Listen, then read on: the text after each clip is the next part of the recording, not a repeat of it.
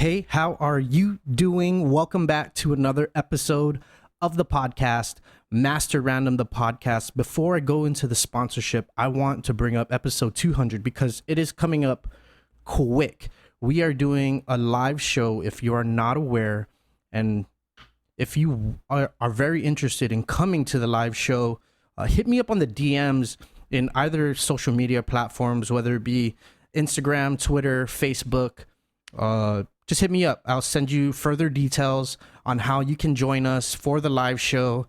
It's going to be great. I have a great development team who's putting the show together, and it's going to be a celebration, not only a podcast, but more so of a celebration of all the support that the podcast has been getting over the years that we've been able to reach 200 episodes. It's absolutely amazing to have now come to this point in the podcast. Yeah, and that's about it. So hit me up, any of the social media platforms, and I'll give you more details if you are interested in coming to the live show. It's going to be in August, so we're coming really close. So now for the sponsorship, this episode is brought to you by Mortuary. They are a small family-owned and operated mortuary that has been serving this local island community for over 47 years to be exact. They have been providing the top-of-the-line funeral and cremation services during a time when it's absolutely needed the most. And if you are looking for more information on funeral and cremation services and also pre-need plans are what ensures that in the time of your passing or the passing of a loved one, everything is taken care of and moves extremely smoothly through Ada's Mortuary. Contact them at 477-1311, area code 671, or visit the Mortuary on South Route 4 in Sinania, right after the gas stations. You're going down the hill to the left-hand side. Boom, it's right there. Ada's Mortuary. They are big enough to serve, yet small enough to care. Now, my next guests on the show, they are a husband and wife duo, Frank and Sara Camacho. I've had Frank on the show multiple times. I believe this is his 5th time on the show. Sara, this is her 2nd time. She had a documentary come out before on the last time she was here, and now she has another one called Blue Island. And if you haven't seen it yet, go and check it out. She's a great storyteller, and just having them both on the podcast was special and a treat. And I definitely have to do it again because we didn't finish. I felt like we started on a topic and it was going to take another 45 minutes, but we didn't realize we were already a couple hours in, so we saved it for next time. But I want you to enjoy this conversation with my friends Frank and Sara Camacho on the podcast. Check it out.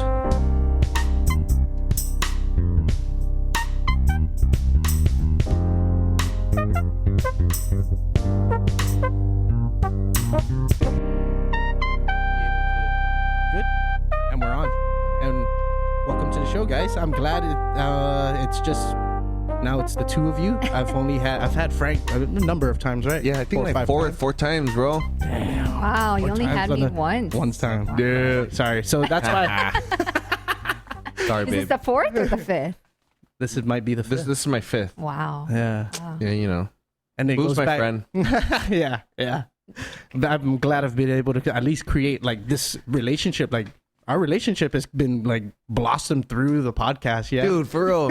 Yeah, and we get to, it's like a long quality hangout session. Really. Sure. For sure. And that's what I've come to like really appreciate about these long form conversational podcasts, because we never know if the energies align unless you actually like go into the same industry as somebody or somehow be connected to somebody through somebody.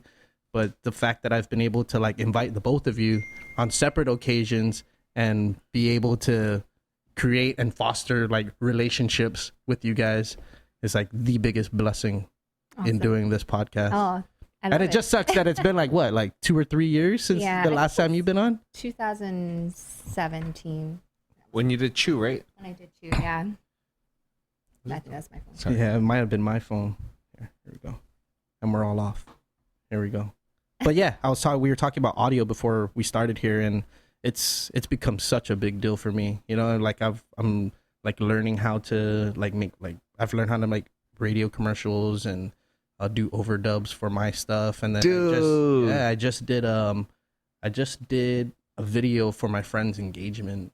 Oh, and awesome. we made like a whole video, and like you said, audio is like, it's a tough thing to really like grasp, but also make it sound like seamless. Yeah. Yeah. I actually did an audio workshop under Teddy Solis. Okay. Yeah. Teddy's been on the show. Teddy is the man. He's the man. Yeah. He is the man. So he even came in. He's like, "Hey, man. So, if you just adjust this." Yeah. Yeah, I was like, yes. Oh yeah, thank you. I knew something was wrong. Oh man, Teddy helped me out with my last film, Blue Island. Okay. So after I did the workshop, that's how I got to know him. And then, I was doing the premiere back in April, and he caught wind of it with my, promoting online. And he reached out. He's like, "Hey, if you need help," I'm like, "Yes, please, for the love of God, help me out." So I just sent over all my work, and he like fine-tuned it to the next level. It was incredible. He really, the way he described audio in film or in general is it's its own art form. So it's like an extra, like a stroke of paint Right. on the canvas. Right. It just adds like a dynamic to the film. Oh, if you have really good audio, It's especially like incredible. surround sound, if you can like make it feel like someone's walking behind you, like, what the hell? Yeah. Yeah. It's exaggerated work, really. It's like, if you put this down, it's just that noise, but you like accentuate like the grabbing it and then putting it down, and then the wood, and then everything. It's just extra painting for the work. Right. Who are those guys? We just had this conversation, with Steve. Those Follies. Oh, Foley's, yeah. I heard of that, yeah. And they're like using they're like squishing their fingers and like stuff. sand. Yeah. Like for example, like if we're shooting like a commercial for Boca beef jerky, right? Yeah. Like see like the ripping of the beef, and the chewing, and wow, this is good. Yeah, it is good beef jerky. It was. This is really good audio. Oh, yeah. It's so cool. And people get paid just to go in there and watch a movie and make the shoe noises when people are walking. It's awesome. I love it. So now that after I did this workshop with Teddy, every movie that I watch, I'm like always paying attention to the Foley or the closing of the door, the extra exaggerated parts and stuff like that. But it's awesome. How do you think you can apply like what you learned to like now documentary style films? Is that something that you're aiming towards? Audio? I guess now just segueing to like film, right? Is learning. How do I say this? Is learning audio something that can help you towards the direction you want to take with film?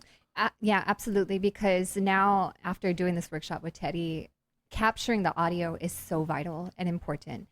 Because if you have a great film and you can't understand what the person's saying, it just kind of discredits your like reputation as or like a the producer skill, or right? something like that. So after doing the workshop, he was just so adamant to make sure that you capture your audio correctly. Like even if you're telling the person you're interviewing, like, stop, sorry, time out, I need to adjust something, or I didn't press record or something like that. Done that before. I need to turn off the aircon because it's too loud. Why are you shaking your head like that? It is so like, who cares? You need to capture it right. Because it could make or break your film. And so that is the only thing that I'm going to really do from here on out. As far as audio editing, does it require you like growing a team or something like that? Probably, or having whoever I'm working with for my videography to really make sure the audio is perfect to their best ability. as far as audio editing, I'm just gonna work with Teddy because Because he's the best. he's the best. He's the And best. that's his thing. That's his skill. Yeah. And, I talked to him. I was like, man. And he only works for Sony, right? Yeah, I mean, No big deal. Yeah, no big deal. no big- But I asked him, I was like, man, I really want to, maybe I can fly out and do some kind of like training with you because I want to learn more. And he's like, you know what? You focus on what you do. Let someone who focuses on audio do their thing because you can't do everything. You're going to burn yourself out. I was like, okay, I'll take that. So I'm just going to send it over to you from now on. Okay. You said it. No take back. Yeah. I recorded it. Yeah. Do you know? So I've never met Teddy, but like when I saw, so I saw Sarah work and I saw the rough draft of Blue Island. The documentary that Sarah filmed, Which was great, by the way. Oh, I thank watched it. I can't imagine the emotion that was filling the theater as you were showing it for the first time because it was filling myself with emotion. Even Kai, she goes, man, I cried.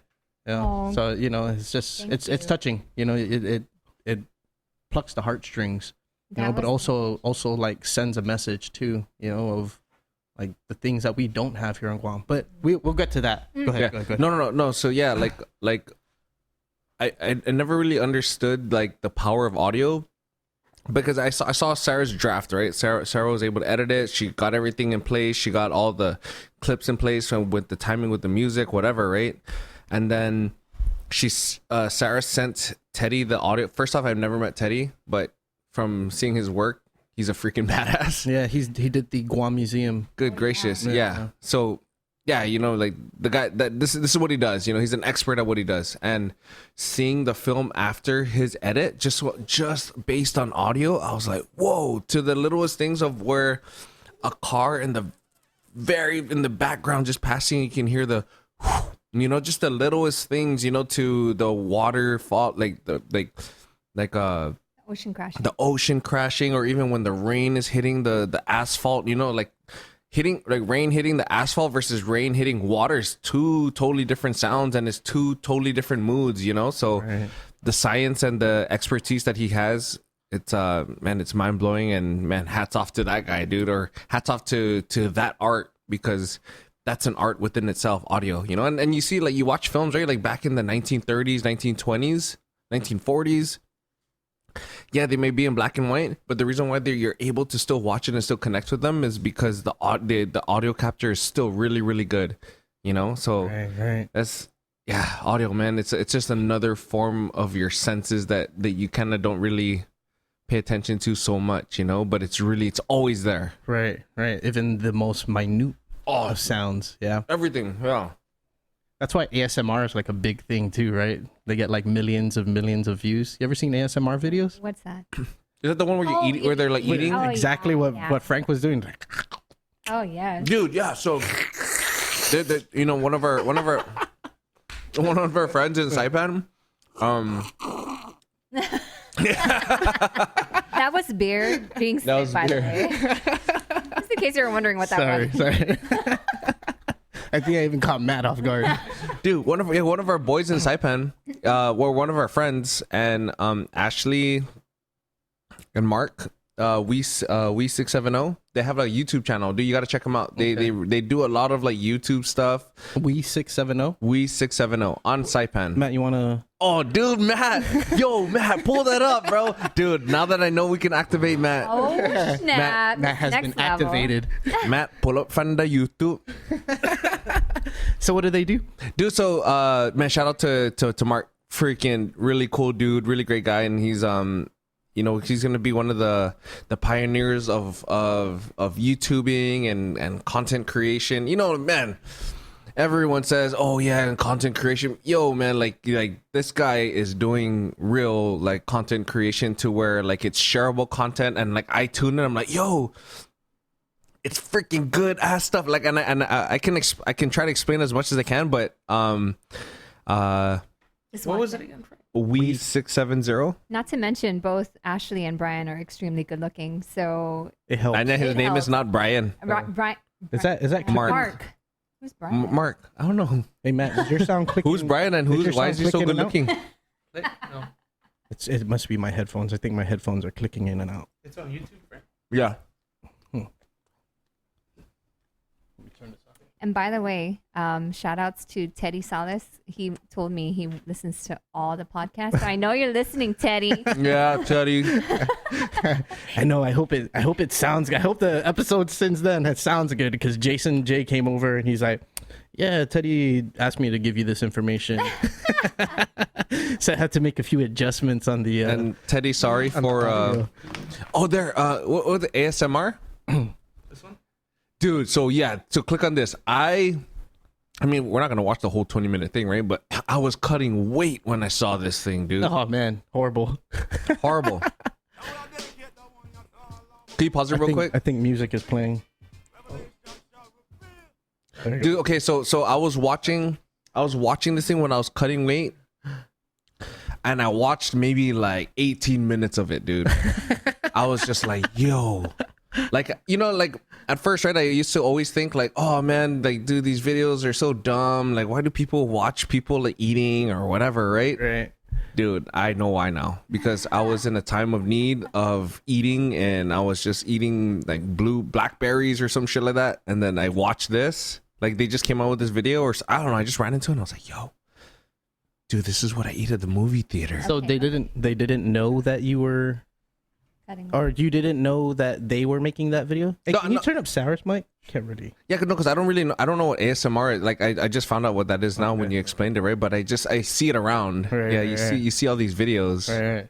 Like, there's like, yeah. So you guys know them? Yeah. We know them. Oh, yeah, okay, man, they're okay. really, dude. They're our friends, bro. Okay.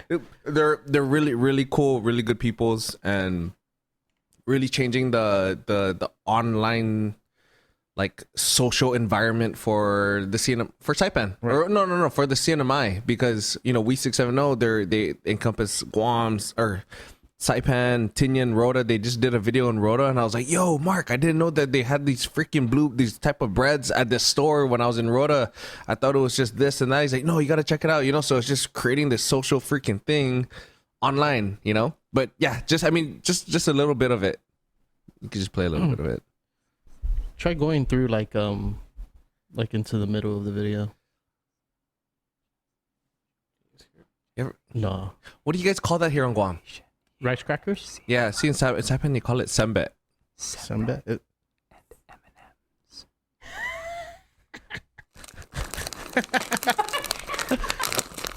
Yeah, I wonder what Mark recorded this on. I think it's just like It sounds a microphone. Right? Yeah, a condenser mic, and the gain is like really put up high, right? Oh yeah, because you can hear the aircon. Yeah. Dude, I was just like, yo, I don't even like sembet and M&Ms, but Jesus, this thing looks so good. Hey, drop the sound just a little bit. Thanks, man. Is this how ASMR films are usually filmed? Yeah. They're like you don't show the eyes kind of above the nose. Yeah, it's like Oh, is it like that? focused on the mouth or just whatever activity they're doing. There's other ones. I'm sure I've watched others where it shows the actual mouth and stuff. There's a guy. Can you hear the pouring? Is his name Daryl? There, see, when the M&Ms hit each other, you're like, oh, dude, I just want to put a hand. Well, They're that, dude. Oh my gosh. So on social media, he's randomly, and he does the video logs. Oh. And he did an ASMR with the girl, and they were eating ramen, I believe. Oh, so you hear the slurping and everything, right? Yeah. Damn, this is so crazy where we're going with like media. It's just the power of audio, right? Right. I mean, think about it. You can have like people listen and fall asleep to rain, like a recorded. I used to do that. Yeah. Right. Try going through. Is this what they do for the whole thing? No, yeah. I mean, I think this is for 18 minutes. That's what I saw. They have a lot more interesting. No, but they have a lot of. Oh, see, dude, the Cheetos, bro. The Cheetos. you were definitely indulging. Man. Yeah. Interesting. They have a lot of good. Yeah, but actually they have a Yeah, let's check out their other. yeah, they have like. Let me see what's a good one. This is a free exposure promotion. I know. Hey man, just shout out to those guys, bro. In Saipan, they're doing their own thing. You know what I mean? Yeah, it's dope. The absolute. Oh, there, the Rhoda thing. Maybe that's or. I don't know if there. there. No, yeah. So if you go, are you on their channel? Oh, so they're creating like Content, yeah. like Really good like content. tour like even like to cater to people who want to visit, right? Yeah, Yeah, and yeah. So I had just gone there for the Miss Earth pageant, and I was the judge, and I came with some other Miss Earth Guam delegates, and they haven't been to Saipan in like 20 plus years, but they saw this channel and they went to all the recommended places because they had videos on them. So it's really great advertisement for the cinema. Yeah, for sure. It really killed. And they got good viewings too. Yeah, they have a pretty good, decent. Yeah, see some of them 12K. See, so like a lot of the like their videos is like, man, the places that you like the before and the now, like kind of like the places that we used to hang out in high school, right? Right. So like that was like, oh, dude, I was watching. I was like, yo, this stuff is so good. But like the Rhoda one, like I watched the Rhoda one. I was like, wow, this is a really good one. Like I really want to bring the family now over so that we can go to some of these. Try places. clicking on it. The one on Rhoda. Shout out to all the Totoluta, I've never been to Rhoda. bro. Hey everyone, Ever. we just got done picking up some merch at Tribe Mariana's, fortunately. So For one night. yeah, what could See, so this stuff is pretty good, you know. Just drop the music, yeah. Yeah, music on podcasts is very tricky, like copyright wise. Oh, Yeah, so when we play music, it's like, oh shit. Yeah.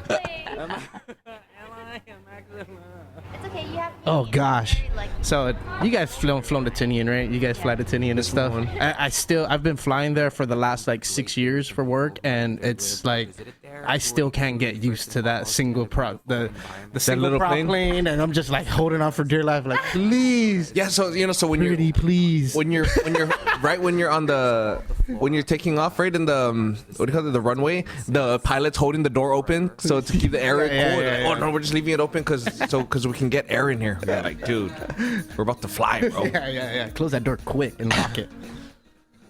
Okay, so it's just a like a video log, and Yeah, they're video. able to nice. Really good, you know. So like, if you guys, you know, man, to all the listeners, if you guys ever make it to the end, you know, to the CNMI, you gotta check out We 670. Like they, hey, come on. Hey. Oh, eh. but still, That's my alcohol. I've never seen a Camacho tequila. what, Mark? You never seen it So we before? asked a lot of people what we should do when we come here, and of course, everyone had a lot to say: hikes, beaches, swimming hole, of course. Wow. But the Wow, one this thing is I've always very, heard about Rhoda, informative. I've always heard people Well, they have engagement. their food. Yeah. You know, Yeah.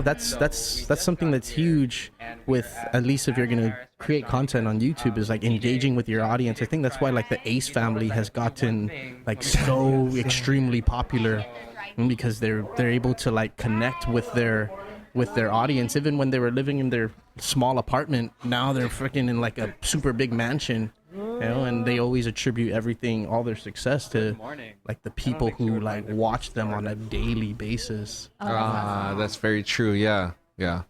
And it's cool. I think it's cool that we've Okay. come to this sort of. You can drop it now. Yeah. I think it's cool that we've come to this time in technology. You know, Yeah, you know, it's like compared to when we were kids, right? oh man, for sure, dude. It was always like so and so said this, and yeah, like kind of like it was kind of like the Goonies, you know, like if you go to, it was kind of like a no. So they said this thing is there. No, are you sure, bro? Like, come on, are you sure? Like, no, dude, I'm telling you, there's a secret beach. If you go down this way, you make a left here, the big tree, you know. But now, everyone has a cell phone. Everyone has a GoPro. Yeah, no, just check it out. It's on my YouTube channel. You know what I Right. mean? It's on my Instagram. It's on my Facebook. You know, Right. so access to information now is just even faster. And the fact that you can probably take every picture that people take and kind of like patch them together, right? Yeah. The millions and millions and billions of pictures that are being taken, and probably map out a place just off of photos and Yeah. videos, right? Dude, for sure. Yeah, I didn't even think about that, but yeah. Yeah, but we kind of got away with it with the videos, audio, right? Yeah, that's where we're at. Sorry. We're feeding into Frank's weight cut I know. Never- Yeah, sorry, man. We went from was it ASMA or what is it called? ASMR. ASMR. Yeah, What does it I don't stand know what it means. You wanna find out what it means? It's but I know it has to do with very sound. I don't know. Yeah, but see, that's the Very power of solid audio, sounds. love. Yeah. So yeah, going back to my original thought, right? My question was, like, where do you now see your films going? Do you want to stick with like the documentary style films? I feel like documentaries can really tackle a lot of issues, right? And that's kind of my passion right now, is helping my island and addressing issues that I feel aren't being addressed. Right. Bring up her mic a little bit, man. I would definitely love to continue this journey. Mhm. And right now I'm in communication with a few Perfect. people who are producing the Monique Baza story. So I think we had this conversation, right, about Monique Baza and her story. The last time we talked, not on the podcast, but no, like no, when we saw each other. Yeah. Yeah. We're probably, yeah. Yeah. Okay. But okay. that one time. Sure. But Monique Baza is she's a victim of sexual assault. She was she's more popularly known as the Crown Bakery kidnapping. Okay. That happened. I can't remember the exact date, but it was a while back, maybe 2011 or 12. Within the last 10 years. Yeah. I Yeah, remember. and she was kidnapped. She was beaten and raped, and fortunately, she was able to escape. So this story is about her story, but also the more bigger picture is the injustice of the legal system, and of course, violence against sexual assault and violence against women. Right. So this is going to be a very, very powerful film, and I was contacted and asked to be a part of it and co-produce it. So I'm really, really excited, Nice. and I'm hoping everything pulls through. But this is going to be my first time co-producing and not doing everything, because every other film that I've done producing. Team editing, Frank and Sarah. Yeah, exactly. More Team Sarah, and Frank is being voluntold to do everything. Yes, but he's so good at it, man. Coach, put me in, coach. So when I was shaking my head about the audio, I was just like, man, because there are sometimes I think I didn't press record. No, yeah, there's yes, no. You record it, but it's like, wow, babe, like really didn't hear that in the audio when you're recording. I was like, no, You didn't stop and ask them to be quiet in the background, like, dude, no. yeah, for sure. Ew. Like it's. But we figured it out, and a lot of the times, and Yeah. trial and error. Yeah. You're kind of creating your own dynamic itself within the Yeah. team, right? Mm-hmm. Yeah, we're literally learning as we go. It's not like we have a background in any of this. It's Right. just passion, and that's what drives us to do what we do. And then we create what we create. Oh, for sure. Lots Man, of trial and error. Right. lots of trying. Never went to school for it. Sarah never went to school for it. University of YouTube. Right. You know? I've been on that university too. I think I- The best. yeah. Since 2005. But people always Whoa. No. People- I would be a YouTube star if that was the case. people always ask, like, man, Sarah, have you ever done school, any like film school? Like, man, how many award-winning films did you love? Like, quite a few, right? 2, 3? 2. Yeah, 2, 3, right? Or whatever. Yeah. Fucking badass films. Like when you watch it, you're like, oh shit, I'm getting a lot out of it. I'm learning shit. I'm laughing, I'm crying, or whatever. Yeah. But a lot of people don't know that Sarah's a hard person to go to the movies with, right? And this is why I tell people that, yo, Sarah's so good at editing films and creating films, because she is that person when you go to the movie theater and the movie is just kind of like whatever. The movie sucks, right? Sarah's gonna be there like talking under her breath, like, why the hell did they put that scene in here? It just totally didn't make sense. Like, if they just put that here and here, so she's always been that for as long as I've known her, dude. I'm like, Do you ever go, wow, that was a nice angle? Yeah. Yeah. No, I will be like, oh, that was really good. That was awesome. I really like what they did there. But if it's a bad movie, I am just no, so but more so, irritated. no, but more so the story, The like story. the storytelling. You know what I mean? Like, yeah, maybe the cinematography or whatever, but like, she's like, man, I don't know. It didn't make sense. Like, why is he? Why are we finding out that he's the killer when they should have put it at this point of the movie, so that we can all get excited or whatever? But she's just so like, what's the word? Critical. I'm a movie critic. Movie critic, dude. To the point I'm like, yo, man, like, can we just watch it? Like, I'm just trying to watch the freak, dude. It's like badass fight scenes, dude. Like, come on. But she's It all comes out now, Sarah. but she oh my Like, god. oh, slow mo again. slow mo again. Exactly, dude. I'm like, man, like, dude, like, I'm here enjoying the movie. I actually really like this movie. Yeah. No, I feel bad when I know. Yeah, But I've walked out of movies. I'm like, this is I feel like I'm losing brain cells. I'm losing time. Like, yo, we only have a babysitter like this many hours. I would rather be doing something else right now. Right. Man, but yeah, I'm that bad. I am that bad. So and I think that's what helps Sarah create really good films, because she's so critical, and I guess storytelling. You know, Sarah's just a really, really good storyteller, Right. and now she knows how to do it. Do you find difficulties in that, in the story, in creating the story, right? Because there's one, it's one thing to find the topic or the subject, right? Mm-hmm. But then it's another thing to create a story around it to make it come alive. Yeah. So fortunately for all the films that I have done, aside from Beat the Beetle, was everyone else's story. Like, people are telling me their stories and then I'm putting it in a film, right? Mm-hmm. But you can't just tell people's stories. You have to kind of piece it together in order, or like the beginning, the middle, the climax, the villain, the hero. Like, there has to be conflict. There's like a lot of things that go into creating a fluid story. Right. And those are things that I've learned in the process throughout these years of filmmaking. But fortunately, a lot of what my work consists of is making sure I'm telling other people's stories correctly, which is a lot of pressure, Sure. especially in this last film with Blue Island. This is a very touchy subject. Very, very. Autism, and then I'm And not really understood by the masses, right? exactly. But at the same time, because Guam is so small and we're a really tight knit community, we all know someone or are related to someone or know someone who is related to someone who is affected by autism, right? So in one way or another, we're all affected by it, whether it's our classmate or our cousin or our friend's cousin, like Right. we see the struggle and we can kind of relate, but we see it, like, for instance, I see it from kind of a distance, right? Mm-hmm. Because my family, like my brother and my sister isn't autistic, but I have a first cousin who's autistic, so I can relate in that way. Right. So I am like making sure, and at that time, sorry, backtrack. At that time, I was pregnant with Rocky, my youngest, when I made that film. So I'm interviewing mothers who are talking about their children, and here I am pregnant with my son, and I'm like, I'm already emotional, but I'm also relating as a parent. Like, I would do anything for my children, and they're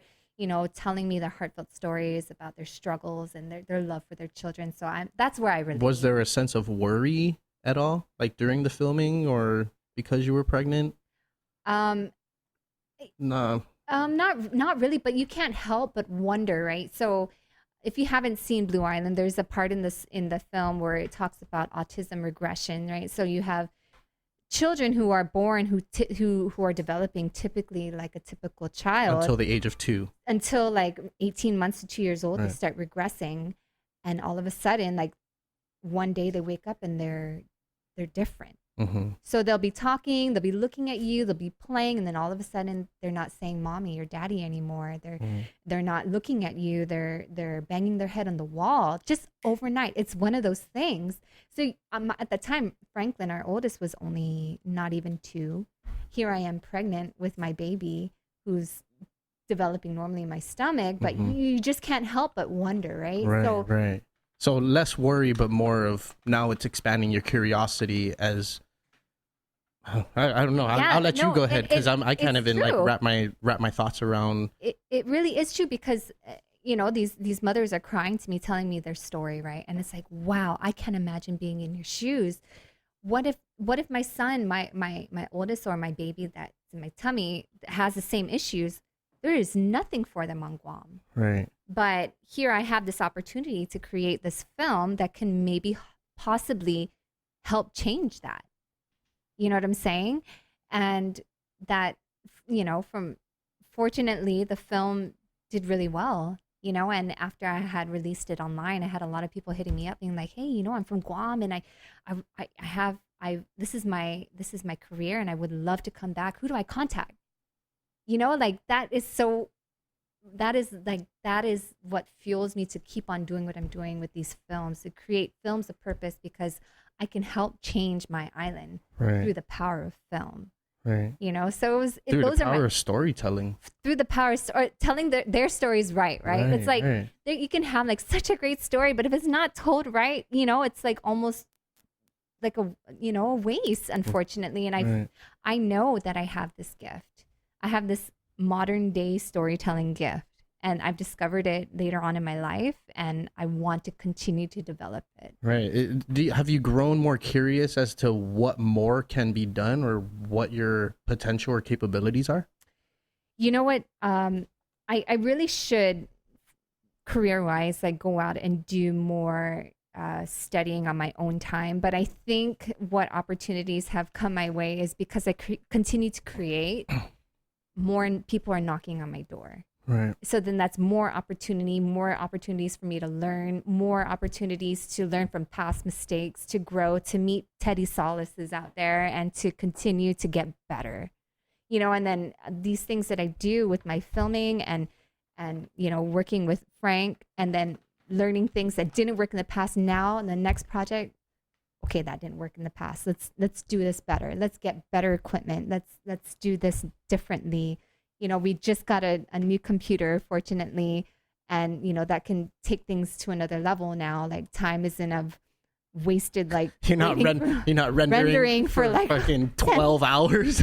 Yo, I'm telling you, when you have 2 kids, Is you that don't thing have clicking? time for Sorry. Is it clicking out, or is that just my headphones? It's just me. All right. That's your headphones. It's bro. just my headphones. All right. Sorry, No. because it's just like, and then whatever. Okay. Sorry. Before I killed the vibe. Thanks, Yeah. boo. Wow. No. I know this is your podcast, bro, but shoot. Yeah. Man. Way to rain on our happiness. But no, that's you know where I've been with Sasa Productions, and it's been such an amazing experience, and I love it. I really do. Yeah, I mean it's definitely a gift to be able to either share someone's stories or tell a story, because it's not easy. It's just like writer, you know, everyone's like, yeah, I can write, but then you go over there and you're like, how do I start this damn thing? I know, for real, dude. So I have a question for you, love. Oh, okay. Yes. Why Sasa Productions? Dude, when you think of Sasa, what do you think of, bro? Yeah, spread Spread what? the legs, right? Spread your legs Yeah, like Sasa, but like like Sasa, girl. Right? yeah. See, so right, it's just like no. Okay, guys. So before I met Frank, no, I'm just joking. No, sorry, I'm just joking. Okay, No, for real. But No, but this is a really good. This is you. No, I'm just joking. no, it's a genuine question, right? Because it's like whenever I'm gonna go get a drink real quick.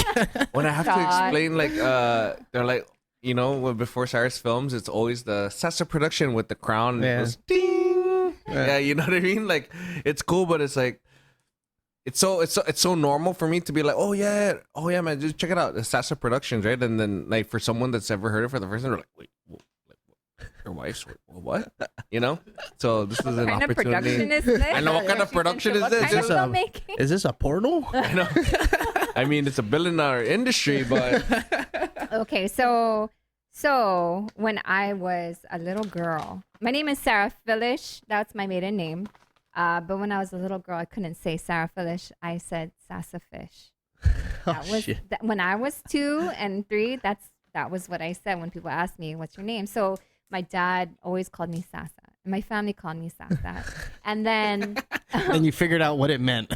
and then it became like a thing. Like I'm just one of those girls who gets their dress stuck in their panty or like trips down the last stair. You know, those are things that happen to me on a daily. And it's always, Frank would say, oh, that's a Sasa moment, right? So it's like, that's just a Sasa thing to do, right? And dude, then, every time we go eat out, there's always a stain on her dress. Dude, she'll wear like a nice killer dress, dude. Fucking man, like super nice. Singing Eric Clapton on the way out, right? Fucking super hot, like dude, super everything, right? And then she'll just be chowing and be like, oh shit. And it's like fucking teriyaki sauce all over. I'm like, oh god. No. What did we say?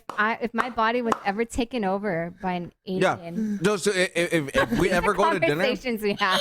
bro, if we ever go to dinner and that doesn't happen, I'm gonna like tap her on the shoulder and be like, where have you taken my sasa? You know, because it happens, bro. Oh, every dude, 10 out of 10 or 100% right now. You know, Yeah. So she's just That. Okay, just so that's one where of those Sasa things. comes. That's my name, right? Sasa, and then like hashtag Sasa Crank, right? Right, so, right. And then my girlfriends will call me Sasa. I'm anti Sasa. Nina Sort of just a Sasa. name that has stuck. Yeah, Yeah, And just then- like Boo for me. It's like, exactly. yeah. It's just unfortunate that in Chamorro it means open your legs, but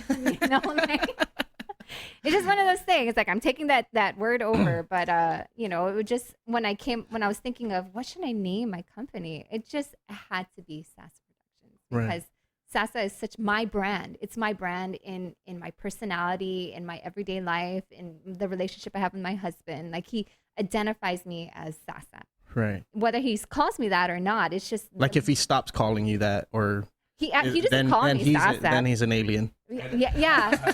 But I mean, it's just that's just something that people who know me, my family, the people closest to me can just already know Sasa Right. and the meaning behind it. So when I did, I was thinking about my company, I just knew that had to be it. And then of course the crown on the S, it signifies, my past with being a Miss Guam, and then it being on the S and then tilting on the side is just kind of like the perfect description of not the perfect queen, just kind of like a little bit off. And A little then bit it's of just sass. Sasa, let's just assassinate the crown right there, So anyway, It all plays in. yeah, It all exactly. plays in. So that's the history. Thanks for asking me that question, babe, Yeah. on the podcast. Now everyone knows. Now you know.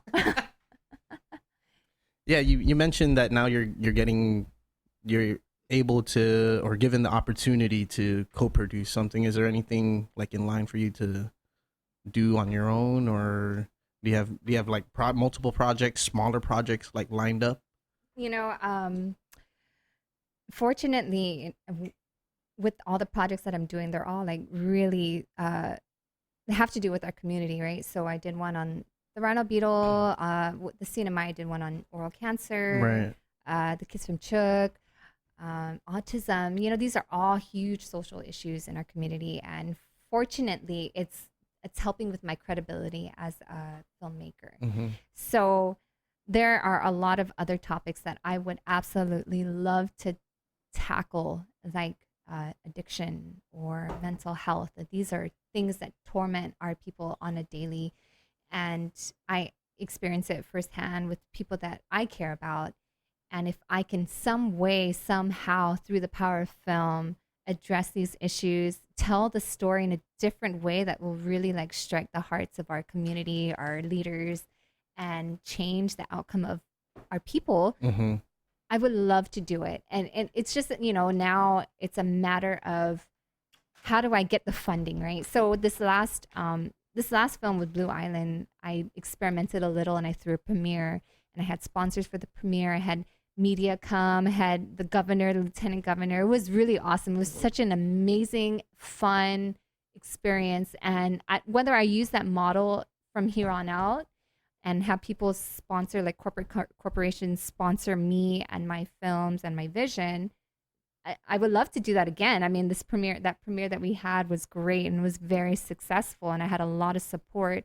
But I know that there's a lot of grants out there, and also public health has funding for projects like this that I would love to tap into and maybe connect with people who would be interested in doing things like, addiction, which is huge, or even like diabetes and heart disease and, all these other things that just like affect everyone. Right. It Right. affect you directly. It has to affect all of us Right.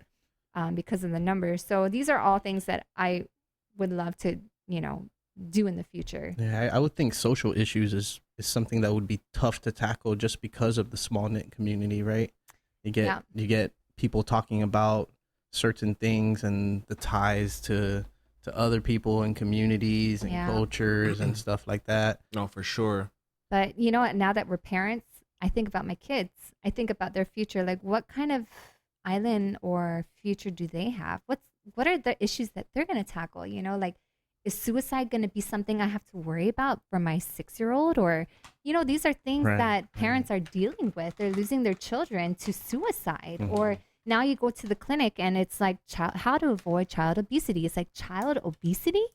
Really? This is what we have to worry about? These aren't things that we worried about when we were kids. Right. But this is things that we have to worry about for our children. Right. So if I could help in any way by addressing these issues that people don't like to talk about, let me do it, because I am freaking down. Yeah. And because I am Chamorro, I know how to do it in a way to strike the right strings and not, piss people off, but in a way that makes them, okay, maybe we should start thinking about doing something. You know, I would love to do this for my people. And you know how you were saying, like, the social issues, right? Especially Guam or Saipan or the Marianas, it's so small. I felt like we kind of ran into something with the documentary Chew on oral cancer in the Sinamai.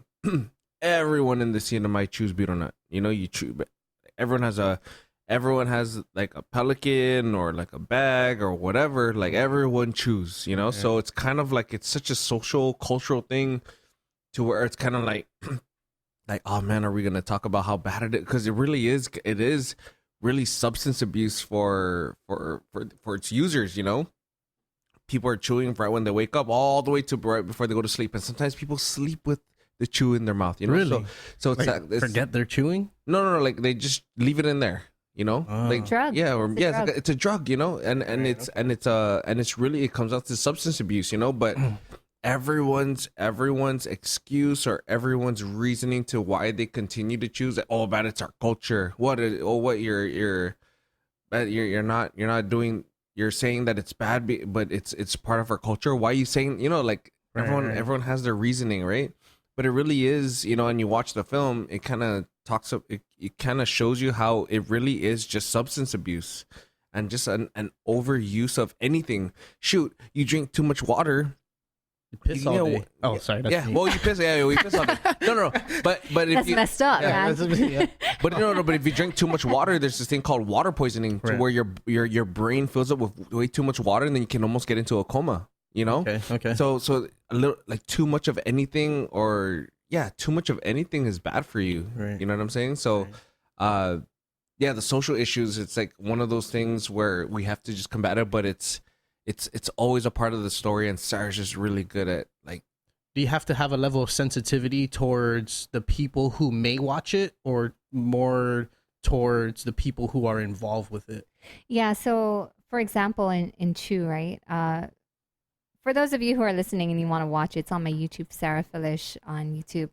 That's my maiden name. I haven't changed it to Camacho yet, but Frank's gonna go and we can change it right now. Go ahead, Matt. I'm all about everything natural, and pugwa, betel nut, grows on our trees, and I understand the importance of culture and chewing and on all these things. So if you watch the film, I really tie in history to the film. Like, in the beginning, it talks about the history of pugwa and how our people have been chewing it for thousands of years. But then it goes into now. Before, we used to chew it seasonally. We chewed it by itself with the leaf, but now you can chew it all year long because you can import it in, and so the potency, of course, goes down if you're chewing it all the time. So you got to add alcohol or tobacco or lime. All these weird things, and that's what makes it very toxic. So you're chewing it all year long, and the addiction is there, and so you want to chew it until you sleep. Right. If I'm not mistaken, the lime cuts the gums. Yeah. And it allows it to seep into the bloodstream. 100%. And then, like, on a whole other side, like a whole nother documentary that could probably be its own thing, is that, you know, you hear stories of, oh, I don't get lime from this store because, man, it kind of tastes like they're adding filler to it. They're kind of cutting it. They're adding cement or whatever, you know, when it's supposed to be just crushed limestone. You know, so it's 100% not regulated. So you can do, you literally just buy it in a sandwich bag. Yeah, you buy it in a Exactly. sandwich bag, and it's like, oh yeah, where'd you get it? Oh, I got it from this store, or from this store, from this market, or whatever, you know. And it's just kind of like, yo, like, dude, this is crazy. Mm-hmm. And everyone has their own little like concoctions that they build and they make and whatever. But and then yeah, like what Sarah was saying is like you can get it all year now. Yeah. When usually it's seasonal and it's only, you just gotta watch the film. It's really great. Yeah. So when you ask, like, I'm sensitive, right? So I am sensitive to that because my grandmother chewed all the way until she died. But she chewed the hard kind, right? So I can relate to the practice of chewing pugwa and I can appreciate it. But then, so I because of that, I address it. But then I really address the huge, bigger issue around it.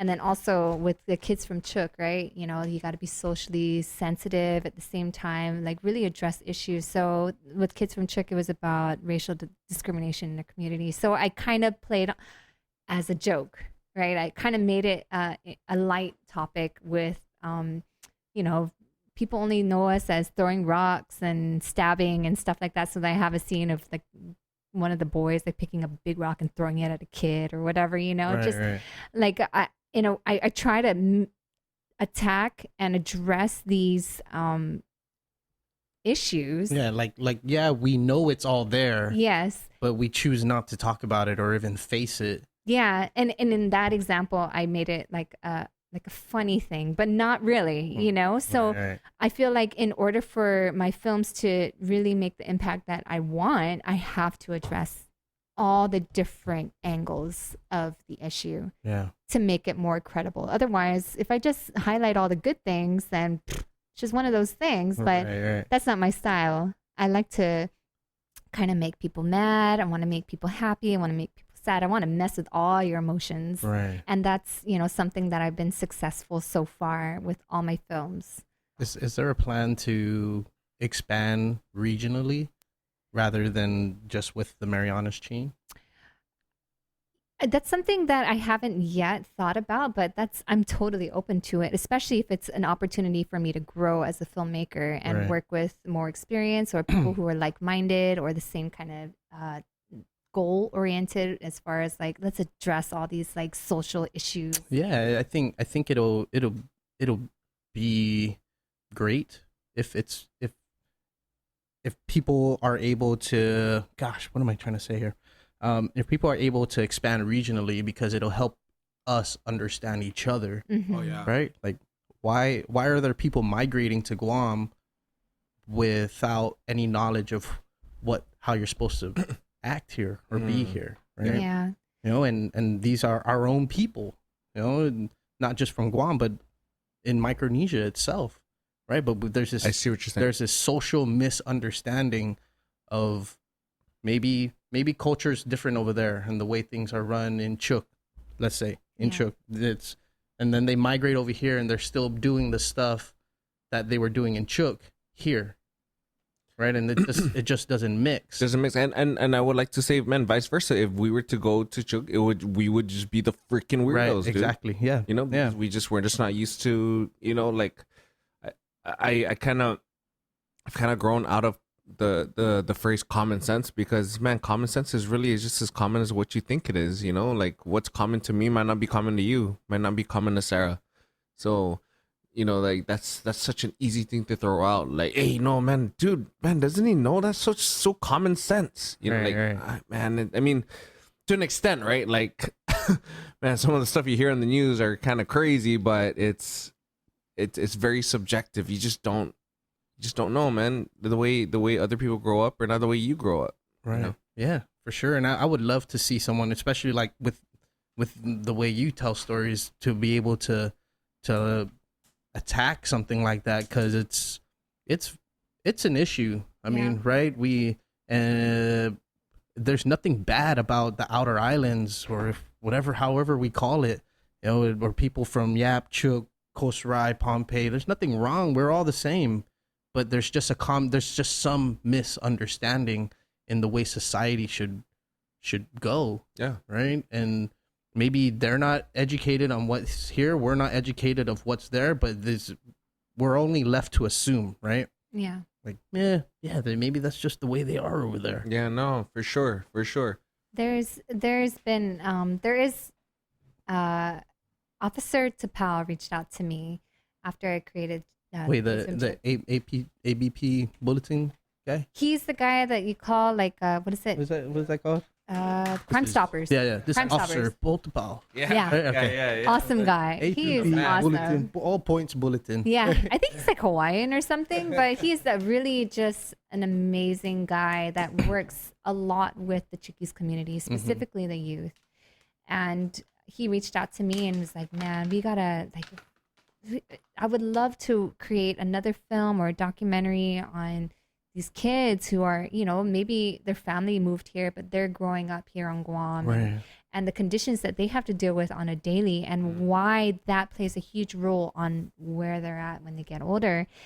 And it's kind of very controversial, their situation when they arrive, where they go, what kind of opportunities are provided for them as opposed to everyone else on the island. And he talked about it very briefly, and it really made me interested on trying to tackle a very touchy subject like that. And it's kind of crazy when you talk when I think about filmmaking, because it's like, like I can get really, really deep here.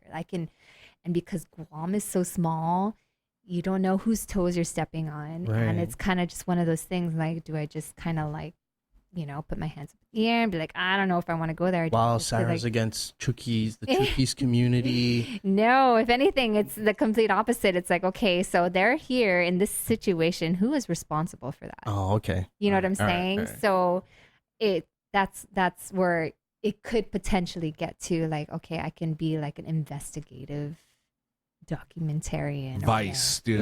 Yeah, Straight up. And, dude, honestly, it's needed. And it create, like I said, it'll create that understanding of each other. Exactly. People do Vice Asia and Vice all over America so that people who live in the cities can understand obscure America.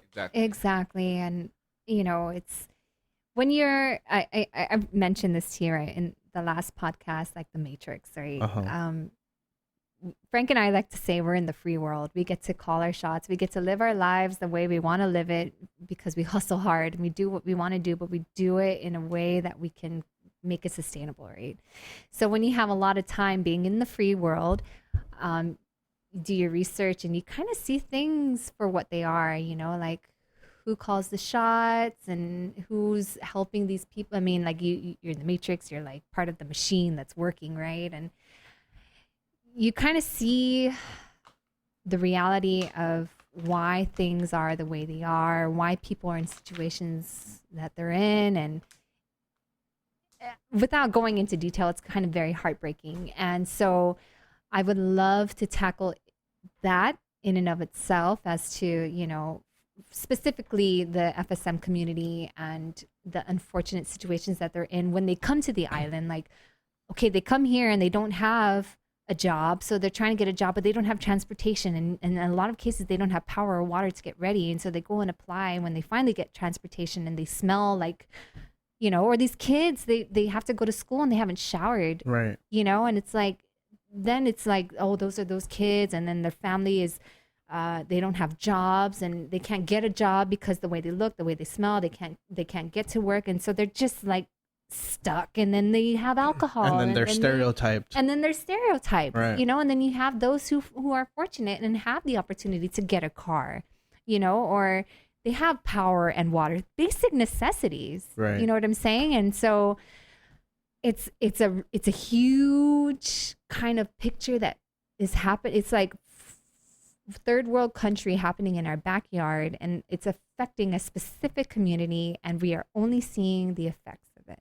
Right. And we are discriminating against it because of the unfortunate situation that they're in. But do you think it's more misunderstanding of the general public, or a difference in societal standards? It could be a combination of many things, but I feel like after having a brief conversation with Officer Tapao, I had a very good understanding of the bigger picture. And if I can somehow capture that and enlighten everyone who watches it Yeah. and educate them in that sense can give them a little bit more understanding and compassion. You know what I'm saying? Because right now, if I read the news all the time. I listen to news talk. I hear the hate and the bitterness and the misunderstanding that a lot of people have. Yeah, from what I've heard, like the community meetings, sometimes it goes against the FSM community, Yeah, right? it's and it's heartbreaking, but you got to understand. I mean, I understand the frustrations. I, as a parent, am worried about going to the mom and pop store with my children. Like these are all issues that could have underlying their underlying repercussions of certain things that are happening. But if I can somehow capture and educate and maybe even just like follow a little kid and inspire, document it, Right.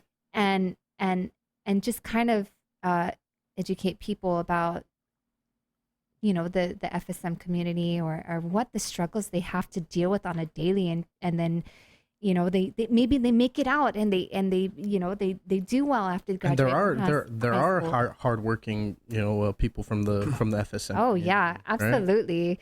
And fortunately Frank and I got to work with the kids from Chuck, Right. who just imagine, like, they just sang songs and they inspired so much in our community. They touched so many people, and all they did was use their talents, and it's just one of those touchy subjects It is that I would love to cover. Right. And I could imagine it could even be difficult to even just talk about, right? I mean, just maybe in a normal conversation, maybe on this podcast too, right? Just to like really get deep down in the dirt about what's happening society wise here. Yeah. I mentioned in the last podcast I was on, I was talking to that I feel like Guam's going through some change, like a societal shift. There's a shift happening and everybody's sort of butting heads and try to figure out who's right, whose societal issue takes precedence, right? And we're not really stepping back and trying to understand each other. It's more like we need to get my issue to the top. Right. And it's a weird shift. And Guam, I feel like Guam's just going through a weird time. And how so? Like, be specific. What do you mean? So, how do I say this? I think lately, Guam's been wacky, all the way from finding out that priests are abusing kids. Oh yeah. To people abusing their kids, their own kids, or their nieces or their nephews. Yeah. Right. The attacks that are happening on like roads and stuff. Just the rampant outbursts of drugs. So and just I think people are trying to just make a sense of what is going on here. Yeah. But also we have to address all the societal issues because that's at the forefront of most of us. Yeah. Right. Of what we want. If my issue is not addressed, then where do I stand as a citizen here? Do I even matter? Yeah. Right. So it's like weird. I don't know. Maybe it's just something I'm kind of just like making. No, up in my head. Frank and I talk about this all the time. We always feel like it's a ripple effect of something. Yeah. It's like, is it the education system? I mean, like economically, right? Like, who's getting paid the most and who's not getting paid? Like, our education system's hurting. Our public education system's hurting, right? So our teachers aren't being paid what they deserve, that they don't have aircon in some, there's leakage, they're not getting the supplies they have to supply, that so they can't teach kids to the fullest extent, right? And that has effect on the children's development. And then they graduate, or maybe they won't graduate, they have kids, maybe they get into drugs, and then it's generations of that. And it's a ripple effect, and it affects, and then now we have drug issues, there's sexual assault, like there's molestation.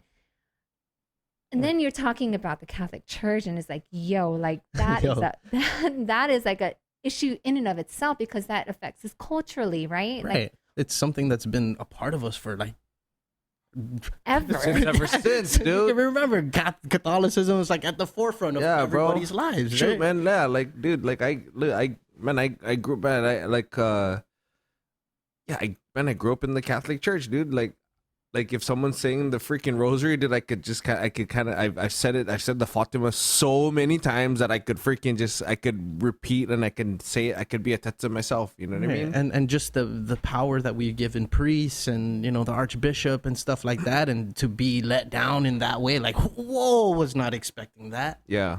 you know. And so now, Heartbreaking. yeah, and I think everybody's like, what the fuck is going on? Yeah. You know, it's like, is it a free for all at this point? You know, Yeah, can like, we what's do the- whatever we want? Yeah. What's going on? Dude? Yeah. You know, the crazy thing is that I grew up Christian. So I was always in my I was the only, me and my family, like my sister, my brother, and my mom. My dad's Catholic. Non-denominational. That means- Whoa, you're getting technical here, Baptist. dude. Yeah, I'm like, oh. Baptist? Okay. I went to Harvest. Okay. I was, you know, like super Christian. My mom was like hardcore, like strict, right? So my family, like when you bless the table, I don't, you know, do the sign of the cross. I don't do the sign of the cross when I pass the church. Like I was just kind of like, I always was always looked at weird, right? Right. So I didn't have that upbringing in the Catholic Church, and even like, you know, this Holy Gross. I saying know the sign of the it cross. doesn't help that I look white, but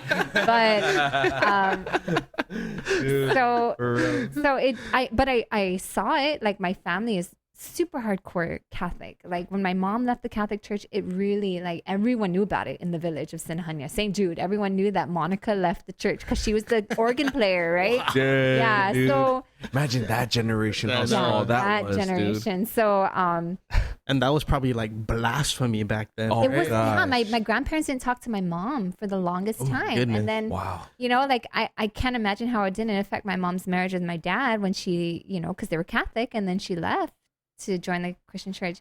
Anyways, all that to say is that I always was kind of like, growing up, was like, man, kind of wish I was Catholic, because I always kind of like stood out in that kind of sense, right? Like it didn't fit in with the general crowd. But I saw how strong people making the sign of the cross and pass the church. I'm like, yo, that's kind of cool, you know, like, Yeah. but I saw the commitment and the dedication to the church. No matter how hard you partied out on a Saturday night, you were in church the next morning. You know, like my friends Till were die 5:30 in the Till morning. holy cow, You know? Yeah, and then for me, dude, my mom. So this kind of got me confused, right? Because my mom was super hardcore Catholic, bro. Like every night she says like the rosary, dude, before she goes to bed. It's like, holy shit, that's a long time, bro. Yeah, that's 20 minutes. Right, that's like 50 Hail Marys, dude, and 5, you know. Right, that's a lot, bro. You know, so she would do that all the time. But my mom, but at the end of the day, dude, my mom is chomo, bro. And my mom sent me to Catholic school 1st to 3rd grade just so that I don't have to go to CCD and I can get my first Holy Communion. And then, Boy, we're She's gonna so make you chomo. skip. yeah, you're not gonna go to. I don't want to drop you to CCD, so you're gonna go to Catholic school. So and then 4th to 8th grade, I went to a Protestant school. I went to a Christian school. So now think about this, right? Hardcore Catholic, fucking rosaries and you know, you got funerals and everything. And to a point, I was kind of getting confused from 4th to 8th grade. I was like, man, okay, so like here at this Christian school, like, you know, we don't have prayers that we all recite together. Like, it's really like a relationship with God, and it's like, yeah, everything is based off the Bible and this and that. But then I go to Catholic school, I go to Catholic church, and everything is based off the Bible. But we're like doing these things, and we're doing, you know, like. It was a very confusing time. You know, not confusing times, but it was a lot of questions asked. You know, You're adolescent, right? yeah, You're just- 4th to 8th grade, bro. Yeah. But I thought it was really cool because I was seeing kind of like the best and the worst of both worlds. You know, when it was freaking badass.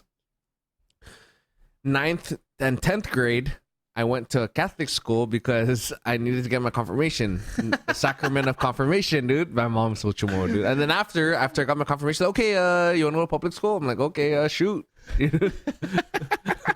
You know, so I did the whole Catholic thing, a Catholic school, and then I did took theology class, whatever, was working with, our teacher was a priest, and then went to public school. And when I went to public school, I graduated Marianas High School in Saipan, and it was the best thing ever. I met like a lot of friends, and it was the best thing ever. But I was just so like, so confused, you know what I mean? Like I was like, man, like it's kind of like, it's like the same book that we're basing all this worship of, but it's like, it's different, but it's the same, but it's different. So it's just kind of like, whoa, this is kind of crazy. And I don't even know where I'm going with this, but it was just, no, I can't even imagine. I mean, just being a kid, and because it's ideals, right? You're kind of, that's kind of like the foundation for me. Hey, you enjoying this episode with Frank and Sara?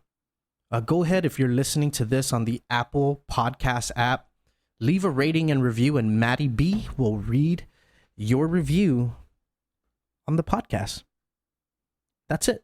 That's all you got to do. And your ratings really help us on the chart. So thank you for doing that. Now, back to the conversation. I'm glad I have a Catholic background, whether I consider myself Catholic or not. It's not. I don't really consider myself a practicing Catholic. Yeah. You go to church every Sunday? No, I don't. Yeah. Okay. So I mean, I feel like over the years, I've been able to create my own relationship with God, right? And that's fine with me. Yeah. Right.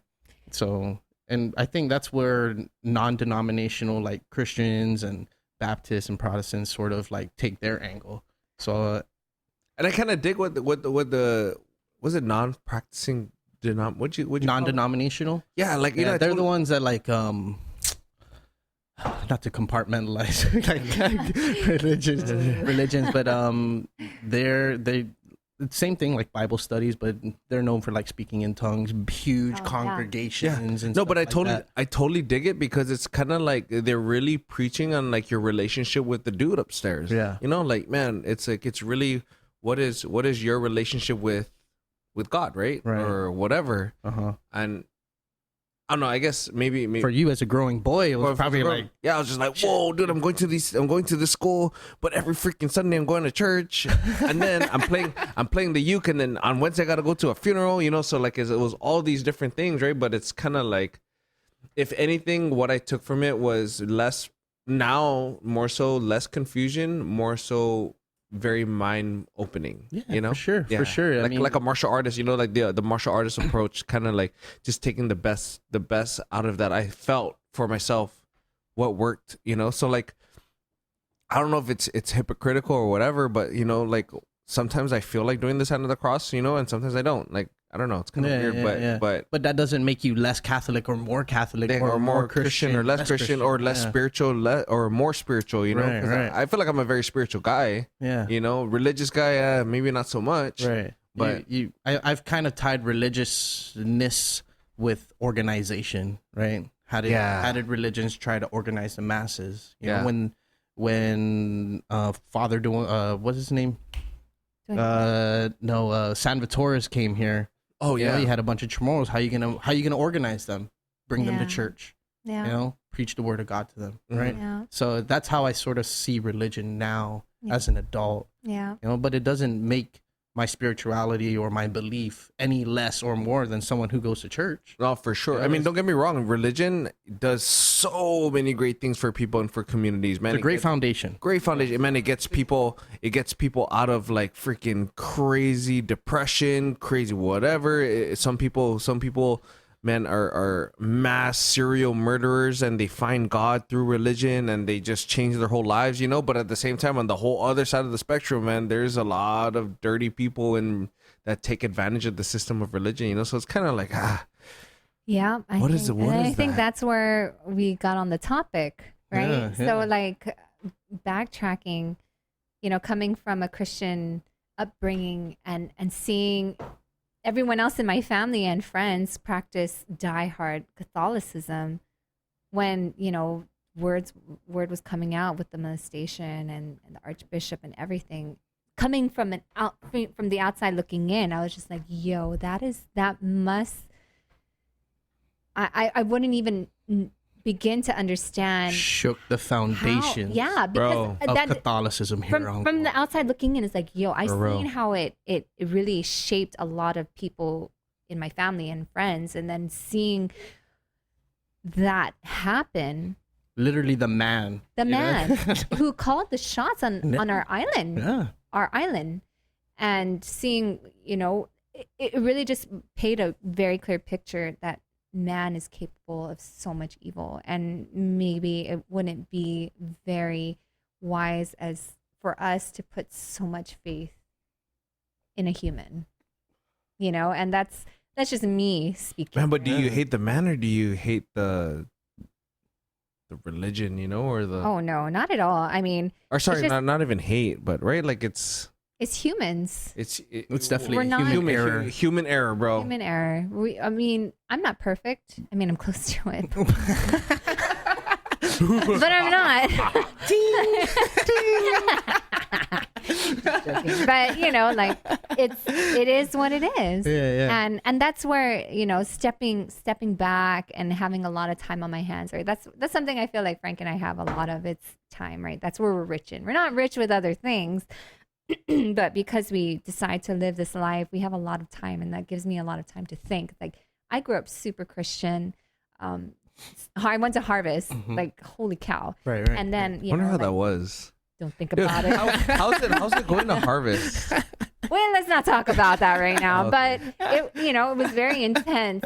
Religion played such a huge role in my upbringing, who I am today, my morals, For sure. everything. I think everybody. Everybody, Yeah, right? for sure. To an extent, right? But I just kind of like I'm almost like questioning religion now. It's like I see what we as humans, like we identify with fear, like we react and we behave a certain way because it's like, I don't want to go to hell. Right. That fear. And then we are believing this because someone is telling us this, and that person is a human. Right. And so we're all like kind of putting all our faith in humans who are relying on a Bible. But it's like, then I'm like, Who is relying on a Bible who was written by humans? but was written by humans, and we're just believing that book was not rewritten these thousands of years because Man, the it's Book of just, Eli. You gotta watch that movie. Yeah, it was great. you know what really I'm great. saying? Like I have these arguments with my mother and my sister, and it's just like, like, why can't we all just be good people? Like, why do we have to judge people who are not conform to every single thing in the Bible? Yeah. It's So like the whole 9/11 thing, right? Like sorry, I'm like, whoa. no. What? I Need know, another beer. right? Maybe the beers are kicking in. No, but like the whole war on religion, right? Like on Muslims. Right. Yo, when all of this was going on, man, I was training partners with a bunch of Muslim guys. One of the best the best character of dudes like ever, like just great guys that are just trying to make the world a better place. And it's kind of like, what is going on here? You know what I mean? Like it was just so. But 9/11 is a conspiracy, right, Frank? Here we go, right? Let's not get into that. Okay, guys, that's a different podcast. I know that's a whole nother thing. But yeah, I feel like religion. I mean, spirituality is great. I believe in a higher being, but I feel like humans take advantage of that. And But society plays a role too. I mean, listen to what Frank just said, right? It's like society was telling him that the Muslims are bad, but you were in close contact with Like, yo, these people are the who coolest practice it. motherfuckers ever. Right, you know? right. And it's like I think as an adult, that's sort of what we have to learn, right? Or discern from what we were grown up to be as and to be as, right? Does that make sense? no, it's Yeah, I Get get. it. No, I totally get what you're saying. So like it's kind of like a like Sarah and I have these questions all the time. Like, man, we grew up super religious. Whatever it is, right? If you grew up Christian or I grew up Catholic / Christian or whatever, but like it's like now as parents, like fuck, What do we do? what do we do now? You know, am I doing Franklin and Rocky a disservice by The scope changes for you guys. Everything changed. everything changes? You know, like I'm like, man, I'm like, yo, okay, Franklin, Rocky, you guys are hanging out with Uncle Roman. Go hang out, Rome de la Cruz from Roman. Yeah, Buckeye. uh-huh. He is just on a spiritual high. Rainbow. Yeah, man. I've talked to Rome. I've asked him to be on the podcast. He's like, nah, Dude, man. You know, I'm down to talk like this. It's Oh like- my God, dude, no. so- I love talking to him. So So if there- I've gotten into a couple of deep conversations with him. So If there's a guy that's in tune with Earth, yeah, or not even if he's in tune with Earth, but he's constantly seeking to tune himself with Earth and Mother Earth or whatever it is, the Guys, universe. The force is strong with Yeah. Roman de la Cruz. Yeah, so you know, they say the Force, right, in Star Wars, bro. That guy is constantly working he's that. harmoniously spinning with the Earth itself. Yeah, and he doesn't even know it, or he does know it, but he doesn't. But he's just, fuck, that's the guy, dude. Yeah, so it's like, okay, Franklin, Rocky, you're hanging out with Uncle Roman. You know, the only thing is, he freaking loses his keys and his cell phones on a hourly, and I don't want him to lose our kids at the moment. So No, we're but he gonna wait. always finds his phones in his keys. So Bro, that guy, no. But on a don't have to worry serious, about that. yeah. He'll find them. he is so in tune, bro. Yeah, very awesome mind, man. Yeah. Very awesome mind. Very. Yeah, Awesome mind, Matt's awesome shaking his heart. head because he's been in he's talked to Rome with Brojo. Bro, right? You ever hang out with the guy, dude? Like, talk Yeah. about spiritual. Yeah. Spiritual, It's all not sure. religion. It's all just, and you can feel it. You can He's feel got it, bro. This vibe, this energy that it's like, yo, that's. Like you can That's say what something it bad to is. him, but it won't. You're not gonna bring him down. Yeah. Man, no, but not even you're gonna bring him down, but he finds and he will explain to you the positivity that he finds in what you're saying or the situation or the scenario, you know? And it will genuinely just be, it'll hit home. You'll be like, whoa, shit, okay, fuck, you're right. Right. Damn. Okay, cool. You know, like, yeah, he's just, Yeah. Every time I see him, he has a smile on his face. You know. yeah, life chooser, bro. Life chooser. Like, Interesting. he's great. Anyway, I don't know how we start. Wait, why do you feel like you would do a disservice to your kids? You know, if Yeah, so what do I do? Do I bring Franklin to church every Sunday and tell him and explain to him or not press up? Yeah, like press upon him, like, hey, this is what we do every Sunday, when I'm really like questioning every single moment that I'm in church, you know? right. We Like, just want to find a good foundation that we both had. I mean, our I just wanted to have a good foundation. yeah, but I mean, we might not be like practicing like Christian or Catholic, but we have a solid religion foundation where our morals are formed and shaped on the Bible, right? So And I will Right. admit, when you hit hard times, bro, the person you go to is the freaking guy upstairs. You know what I Right, mean? right. Yeah, and I And a owe lot that. of those stories and passages and Yeah, in the and you- Bible really make sense and Yeah. For sure, really you can find hit home. yeah, you find clarity through that, you Right. know. And it's like, do I short my son or my sons off of that? Even when, like, at this moment in time right now, like, I kind of like, there's a lot of questions that I'm asking, and so the whole time during the whole service, whether it's Christian, Catholic, or whatever, I'm constantly thinking in my mind, like, oh, okay, is this okay? What's going on? What's really going on here? You know? And it's just like, man, I don't want to be thinking that versus really believing or really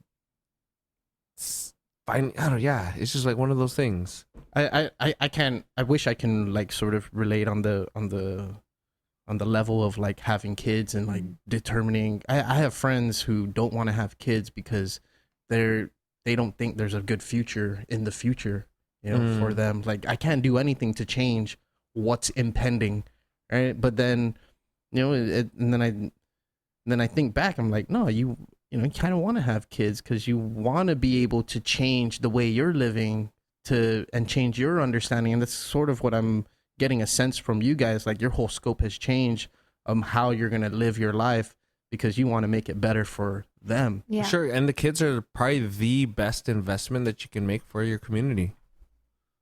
Yeah.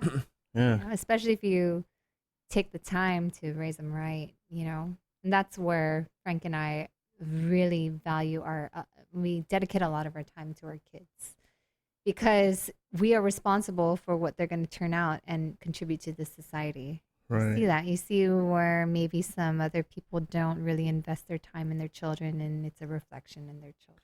Or they just, because the way society is going, they probably don't even have, they're not even like given the time, or they have the time to do it because they have to work 2, 3, 4 jobs. You know what I mean? So it's like it's kind of like a fault and a fault in society, to where before you were able to invest time with your child so that you can raise them in a certain way to be the best that they can, or the best that you want them to be, or whatever it is, right? But now it's like someone else is raising your child, and it's not like an attack on parents, but it's more so like an assessment on like life and society at the moment, you know? Right. And then here we are, we talk about different things going on in our community, but it's like, yo, like, how much time do people really have with their kids now, you know?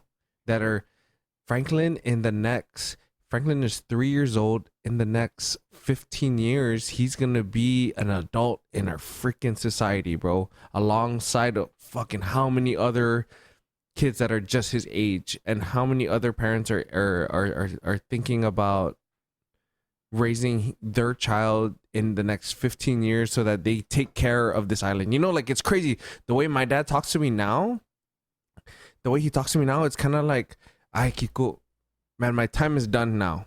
My time is done. I don't want to work for the government, no nothing. Now it's your turn to take care of the island. You know, like, I know you guys kind of go to Lau Lau Bay right now and fish because it's overfished, or the runoff or whatever, but now it's your time, boy. You take care of this island that I've only known as home.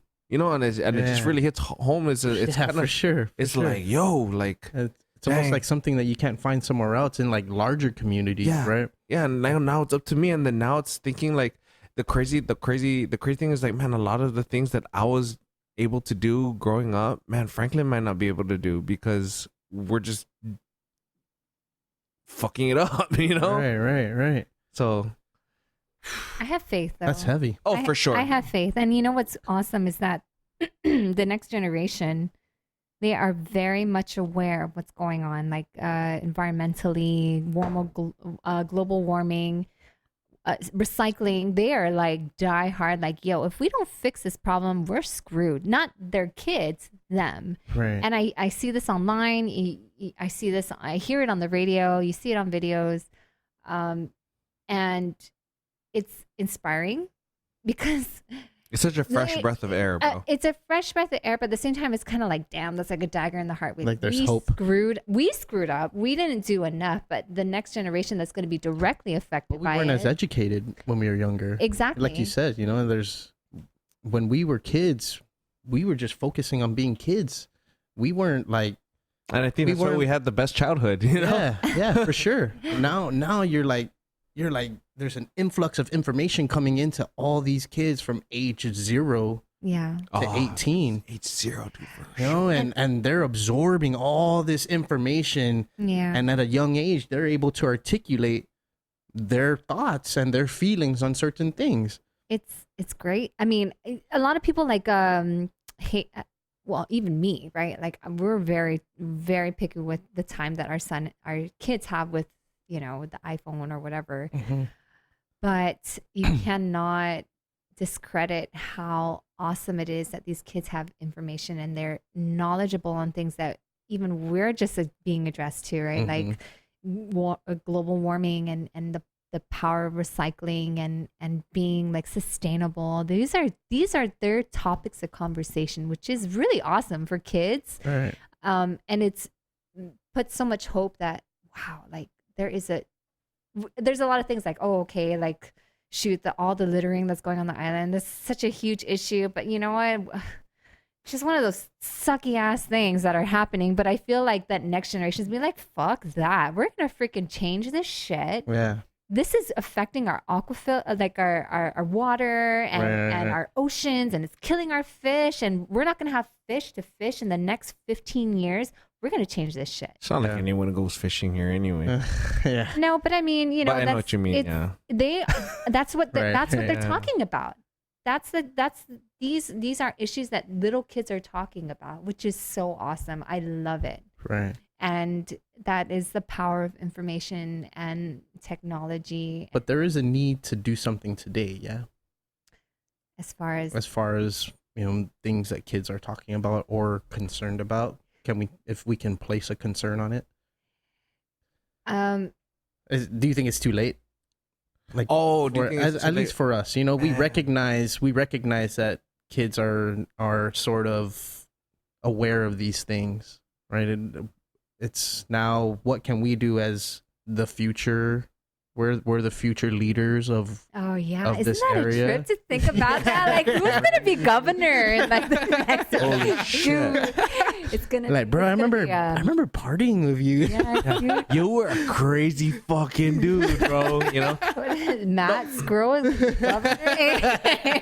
Matt Dude, fucking no, but no, it's a trip. Shout out But to at the Matt same Squirrel. time, it's kind of like, at the same time, it's cool to think about it because we are different from the generations For sure. ahead of us, and we're very innovative. We're thinking long term. I would like to think we're not like power and money hungry as much as the past. Maybe we're more aware of politics, and we have Because and we're the under- malfunction. Yes, we are the product of malfunction, dude. We So are, like dude. We we definitely are are. very, very. We see things. That guy's responsible for a whole a whole generation. Shout out to Good God. Chris, man.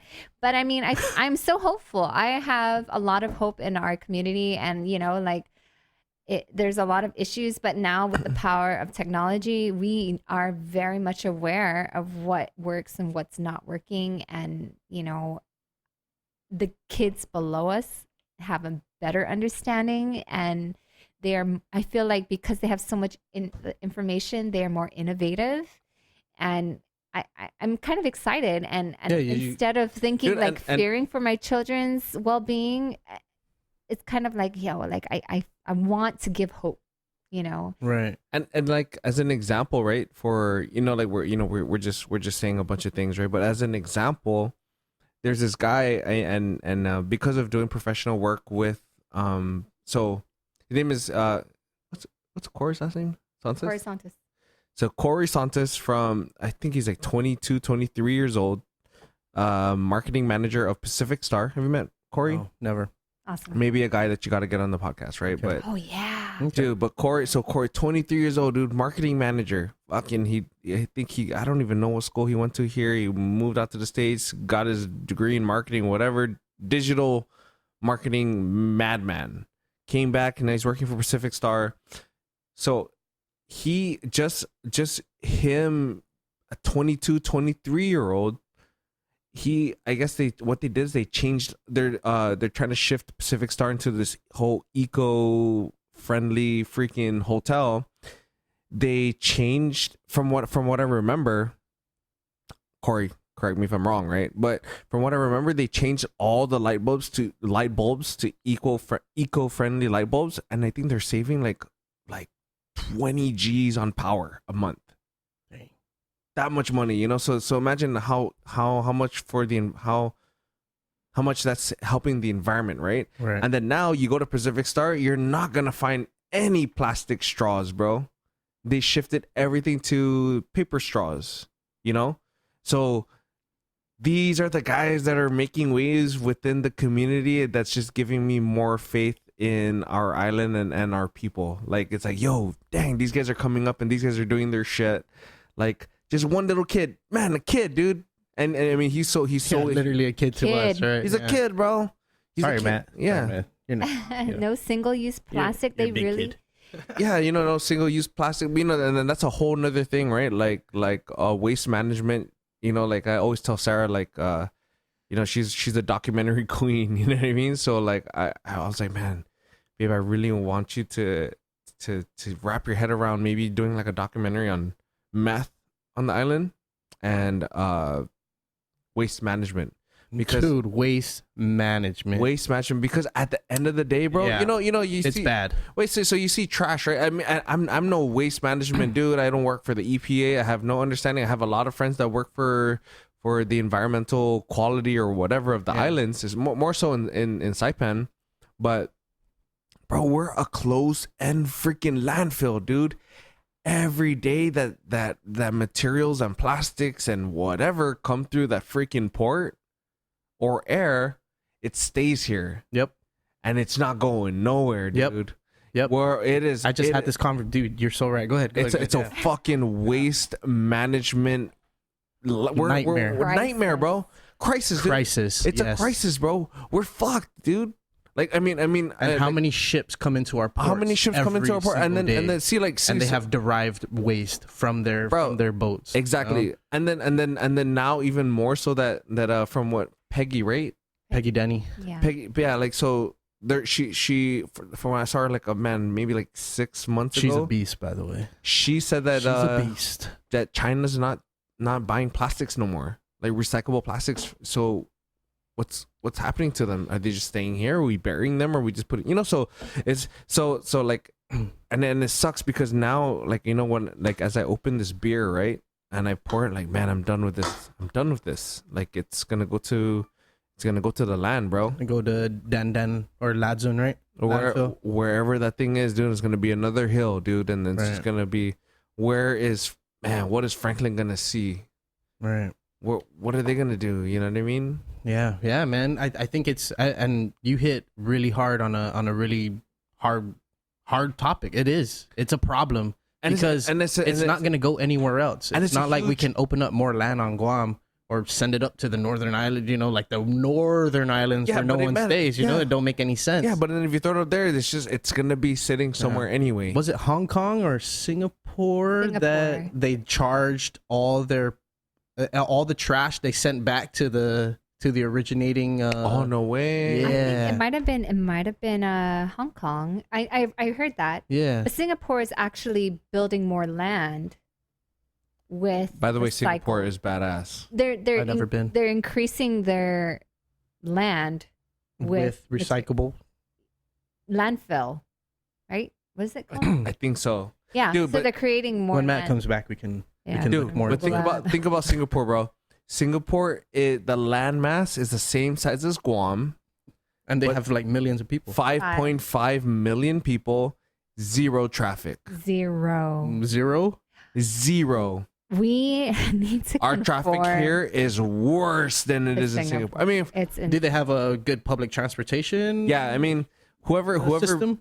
whoever built Singapore or whoever had the blueprint for Singapore, definitely they were a forward thinker, bro. They were planning like 50 years ahead. They have like a metro subway system. Yeah, kind of. But I remember. yeah, there is. They have a really good mass transportation system, like better than Japan, dude. All I know is that if you spit or you litter, you're gonna get caned in public. So there's a lot of people who don't want to Yeah. Abuse is break the legal. law. But you know what? When you go there, it's like, yo, they figured it out. Yeah. They figured out It how is, to live it in is harmony. the city of the future, bro. And you go there and you go to the museums and you see like the stimulation and the emphasis on education and art and creativity. It's like they inspire their people to learn and to be innovative and to figure shit out. And you're just like, And they're a yo, melting pot too. Yeah, right. Oh yeah, dude. it's insane. And they figured out how to live in harmony and how to grow as a society together. I can't remember what kind of society they have, if it's socialist or I don't think it's communist, but I just know that their laws are so strict that everyone has to abide by it, but it's okay. Yeah. Hey, see what Singapore's government is run under. That's like, I'm sorry, I'm totally deriving no. from whatever topic it is. I can't even remember. Waste management. Waste management. management. Yeah, Yes. man, and it's huge. And you brought up a huge point with the ports and all the trash coming in, that it stays here, and we're having to deal with it. How do I we? wonder what is the just tax- solution for it? You tax them. You tax everybody who's putting trash here, not from here. It's easier to tax foreigners than it is to tax the local population. Yeah. weighing Yeah, but still, like everything that comes into the stores, man, the plastic, the styrofoam. Yeah, man. I mean, This- they just and need a especially- ban. You need ban styrofoam, ban plastic. I mean, I there's think just, New York just banned plastics. Right? exactly. Or man, or tax. What are they? You can just tell us. So they must be a socialist. Are they socialists? They might be. Bro, I don't even know what social. You might want to turn your mic up so we can hear you. Like It's, that's why we give you a microphone. is Singapore democratic? Dude, Dude, I love. Wow, so these are. just go up. Just I guess government of Singapore. The Wikipedia. What's up? Huh? No, they're a democratic republic. Wow. Oh, they have a president, prime minister. You can go forward. There you Dude, go. but Singapore just has it down, bro. In a multi-party system. Yeah, man, and I think, you know, with I all this sort of came from me mentioning the societal shift, right? And and I just think this is a part of it. We're just all trying to figure out like what's best for this place. Yeah. And you got so many cultures, so many races. Not racist. Races, right? Races. Races. Lots of race. But, you know, just a lot of people here and just a lot of cultures here and a lot of societal issues going on that we haven't really stamped down how to manage it. Yeah. You know, like how do you manage all these different thoughts? And social media doesn't make it any easier because I know Facebook, they have all the solutions on there, you know? It's Yes, of course. Everyone knows everything. you know what's crazy though? Like my last fight, and you know, I've always been pushing for a one Marianas, right? Like born on Guam, raised in Saipan, but home is the Marianas, and I've always wondered why we're so culturally separated when we're really one people, you know? Like the red rice tastes the same in Saipan and Guam, the Kelagwin's still the same, you know, like all these different things, right? And I was always so confused as a kid, but now even more so is like a one Pacific, like one Micronesia, Melanesia. So in my post-fight interview, my last fight, it was like, man, Melanesia, Micronesia, Polynesia, Oceania, we're really one people. And for me, I've always thought that because together we're strong, divided we are weak. And it's kind of like a way, I feel like there's a bigger power, or like there's like a bigger power trying to separate us, so that the more divided that we are and the more that we can hate on each other, the weaker that we are, when really the ocean between our islands are not so much dividing us, and more so is what connects all of us, you know? Sure. Like, you know, man, watch Moana, dude. Right. Yo, we were freaking before. We always used to check our cellos back in FSM, or we used to check our cellos in freaking Samoa or in Polynesia or whatever, just through the canoe, and it was just our way of traveling, you know what I mean? And I really feel that if it's Western society or whatever, they're just trying to segregate us and separate us, because that's when we're weaker, and the weaker you are, the easier you are to take over a place, you know? Yeah. Because this is beautiful paradise, and we all are the same people, bro. Yeah, and it's kind of unfortunate to see the societal divide, obvious societal divide, you know, and you can see it on social media, and you would think social media and technology would kind of tie us all together even tighter, but it's in its own little ways, it helps divide us in a lot, because now we're all being able to see like how much we actually like disagree with each other. Yeah. And we don't handle it well. Yeah, No. for sure. It's like weird. It's like, Oh God. like why? Yeah, and Are you the comment reader like me? I'm a comment reader. Oh God. Yeah, I'm And a lurker. Yeah, and that's even within not even just Micronesia or like the Pacific, but even the Marianas itself, Yeah, bro. for sure. You know, Sure. Specifically. Yeah. Specifically, it's terrible, but There are, I feel like there is a solution to fix a lot of the problems, but it starts with society itself. You know, Yeah, we what is can't, and I may not be right, but but like problem, like solution driven, right? yeah, I Like, mean, what is- you can't rely on government to fix society's problems, right? Government sort of keeps society going, but it's up to the people within the society to create an understanding. Kind of going back to what we were talking about earlier, right? It's like if there's no understanding, then there's really no unity. Look at the 2 million people who protested in Hong Kong because they like created legislation about Matt, pull it out. yeah. it's I got this. Okay. It's so they were giving China rights to like extradite people, right? Yeah. Right. And they're look at their unity in that. When they saw government was fucking up, they came together Yeah. as a people. Millions of people marched. Yeah. Millions, literally millions. And here on Guam, you know, you can see that societal divide. Yeah. I feel like, Yeah. because I'll support you, but I can't really support you because, you know, it's not 'Cause of gonna look this. good on my other support. You know? Fuck, man, that's really how it is, bro. Yeah. That's It's like a blessing and a curse of a small it's society. a double-edged sword, Yeah. man. It's, you know, like how can you speak out against your uncle Right, or your Nino right, or your best friend's Nino right. Or your best Honestly. friend. or your best friend? And we haven't even gotten there yet. Dude. Like, that's like, oh yeah, I think that's so-and-so's dad, Yeah, you know, who's making these decisions, or that's my best friend's father-in-law, you know, like yeah. that's where we're at. But one day, boo, it's gonna be, dude, did you hear Frank? What he did? Right, right. What kind That's of fucked up. and what are you gonna say? What are you gonna Right, say? right. You know, and it's a double-edged sword of living in. Hey, boo, you better not say anything, bro. Dude, I've been on your podcast, bro, 5 times, bro.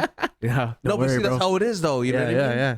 Fuck. That's politics. That is the epitome. And that It is our greatest strength. What is it called? It's a tensuli, dude. Yeah. What you do for me, I'll Scratch remember. my back, I'll scratch Yeah, yours. Exactly. Don't forget what I did for you. No more scratches and no less scratches.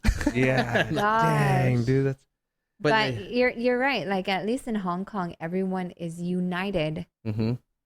against something. Society. whatever, It's society and government, right? Here we're It's so blended here, right? Society Exactly. affects government, They're so government blended, yeah. affects society. It's and- very like self-driven, you know, like if I say something, am I going to have a job tomorrow? Hmm. You know, like, Right. or It's my Right. auntie's cousin's wife's. or you know, is my family gonna have someone in my family that I might not even know might affect? Are they gonna have a job tomorrow? Right. but I feel like, and then here we are going off topic, but like right now, the hugest issue is Chamorro versus freaking the military, you know, Right. like Yeah. our land. Like, huge. am I not Chamorro enough to be out there protesting, or Right, am I right. against it? Really, Right. the military? Or am is it because I'm not protesting, I'm not for the cause, or I look less of a Chamorro, or for Chamorros or something like that? or am I really against the military? So what Or, exactly you are you know, talking about? Oh, like the Reptilian? Just right now, military buildup? currents Okay. right now, Guam's like hugest, most sensitive, Most societal sensitive. issue right now, right? Yeah. Right now, the fire tree. Let's just Right, the fire right. tree. The fire- But Dude, what is this fire tree? Is that the Fadang tree? No. No, I don't know. I'm not too sure. Yeah, no. No, the Fadang tree is another thing, right? And that's the fire tree. I think is only growing in this specific part of the island, and the military has been protecting it. But now they're gonna turn into a firing range. Yeah, well, the tree the tree has a fungus, so it's gonna die. But they've been So protecting it. They've been right? protecting it for the last 40, 50 years. Yeah, so this is like a totally Man, so this is different. a- so yeah. we're torn so that's where we're at. Right? Yeah, We're torn as yeah. a society. Like we haven't. It's like, wow, dude, you must not be Chamorro because you're for the military. You know? Man, but then how many of us have relatives in the military? You know, like Yo. I mean, that is- Guam that's the highest, or the Marianas is like the highest per capita, Per capita. Oh, yeah. in any state in the nation. Dude, and then you look at all the property where the military is, and then you look at all the property that was given back from the military back to the islands. Like, yo, the people are fucking up the land, bro. There's trash all over the place. It's fucking everywhere. And then you go to Retidian, and it's still freaking nice, bro. Pristine, dude. Yeah, I mean, man. for granted, right? It's gonna be like they're trying to turn into a firing range where we're not gonna be able to see it, but it's kind of like That's where we're at. That's where we're at. That's like the hugest. That's so the terror. hard, dude. That's like It is. we're the ones. Fuck, I feel you guys' pain. Yeah. Right when you guys said that, I was like, oh my God, I feel that too. Where do we don't even know where we stand. Right. Because we see what land is given to the people and how we treat our own land. Right. I just saw someone posted a picture like, traffic was diverted. Because of heavy traffic, so a bunch of us are taking this way, and it was him on a road, just trash on both sides of the road, bro. Why? Then you wonder why. Why do our people do that? It's like, and then it stems back to the ripple effect of why society is the way it is, and a lot of people are pointing fingers. A lot of people point fingers at the other outer islanders, like, no, it's them or the other party, right? But it's like, yo, dude. Or the other culture, right? The military, or the locals. God. It's like moly. This. At the end of the day, we're the ones affected by it, right? And God, like, what is it? Like, what is the sole problem? You know what I mean? Like, I don't think it's just one sole problem. I think it's just been a multitude of unanswered problems. Over the decades, of when government was established here on Guam, or even not government, just even society, where people were getting a sense. But is it like a mentality that's just been passed on by generations, or is it kind of like? I feel like our generation is tied between, and we're being stretched thin between moving forward and preserving the past. Yes. Like, we want to leave stuff that are in place there, but no one can enjoy it. But we don't want to do anything with it. Yeah. Because we're desecrating, it's a desecration to the past. Or, things like that, right? So or whatever. There's different. I feel like there isn't just one problem and one solution. Yeah, we're evolving as a species and as a culture. I mean, we're not saying we were back then, and we can't change that. But so much faster now than, dude, just fucking like 20 years ago. Exactly. Fuck, 10 years ago. 10 years ago. Exactly. And it's just, I like to have faith in our people. I think we are getting smarter with the more information that we're getting. And we're more vocal than we were maybe in the past, aside from Angel Santos, but I feel like we need the radicals, we need the people to address these fire trees, and bring it to our attention. And maybe the way they do it might not be something we agree with, but we still need them. Right. And I have hope that we eventually will come to a solution. I think it has to be a compromise or a middle ground. A balance. A balance, right? Because at the same time, gosh, I mean, for example, without really touching too much base on it, like we see the CNMI as an example, they might not have the military impact and influence that we have. We have that steady stream of income with the military, but the CNMI might not. And a lot of other countries come in and take advantage of that. And they, the CNMI sees dollar signs and they jump on it, and then shit doesn't go the way it should. Right. We don't have that situation. We have the military here. Right. We have a lot of the U.S. government and influence here, and we have a steady stream with the tourism, because all these things, right? But I just think we have a misunderstanding that we are a small pond in a big superpower world, right? There's a lot of superpowers in play. Yes, just look at not just one. Not just one. I mean, we can be like, all right, U.S. go away. Let us figure it out. But then we can start making shady dealings with China. Exactly. Like we are the superpower country closest to the biggest economies of the world, right? Yeah, such a crazy dynamic to be in. Powerful. If the news were to come on tomorrow, headlining news, Guam decides to become independent from the United States, that no one's ignoring that news. every Asian superpower is like, oh, Here we go. Mine. I just have $1 million, a couple multi-million dollars in my pocket here that I can billions of dollars. And you think that we are gonna be Jesus Christ and be like, no, we don't want to do that because it's bad. Right. Screw that. Yeah. I mean, let's just give an example of what's happened to our neighbors. You know, a lot of shady things have been happening in the north Yeah. of Guam. Not only in the north, but also in various regions in the Oh yeah, Pacific no, for sure. and But Africa. You know, it's like, but our people. You know right. what I'm saying? Right. And it's our cousins, our uncles and stuff like that. You know, I mean, Family, bro. Sorry, Right. family. Right. And it's, you know, I'd like to think that Chamorros are the most best people on the planet. Which we are. But I know. But, you know, like But- we have our, you know, we're human. for sure. And I don't know, I feel like reading the news and listening, Frank and I are such huge K57 like listeners. We are like Shameless plug. Shameless hard. plug. Shameless plug. dude. Yeah, Yo, we always it's- listen, bro. Always. Okay, Google, play K57. Yeah, we like to know what's going on For sure. with our people. What? Oh what shit, Google. Okay, Google, Oh, shit. shut off. But you know, like we like to know what's going on. Okay, Google, stop. Yeah.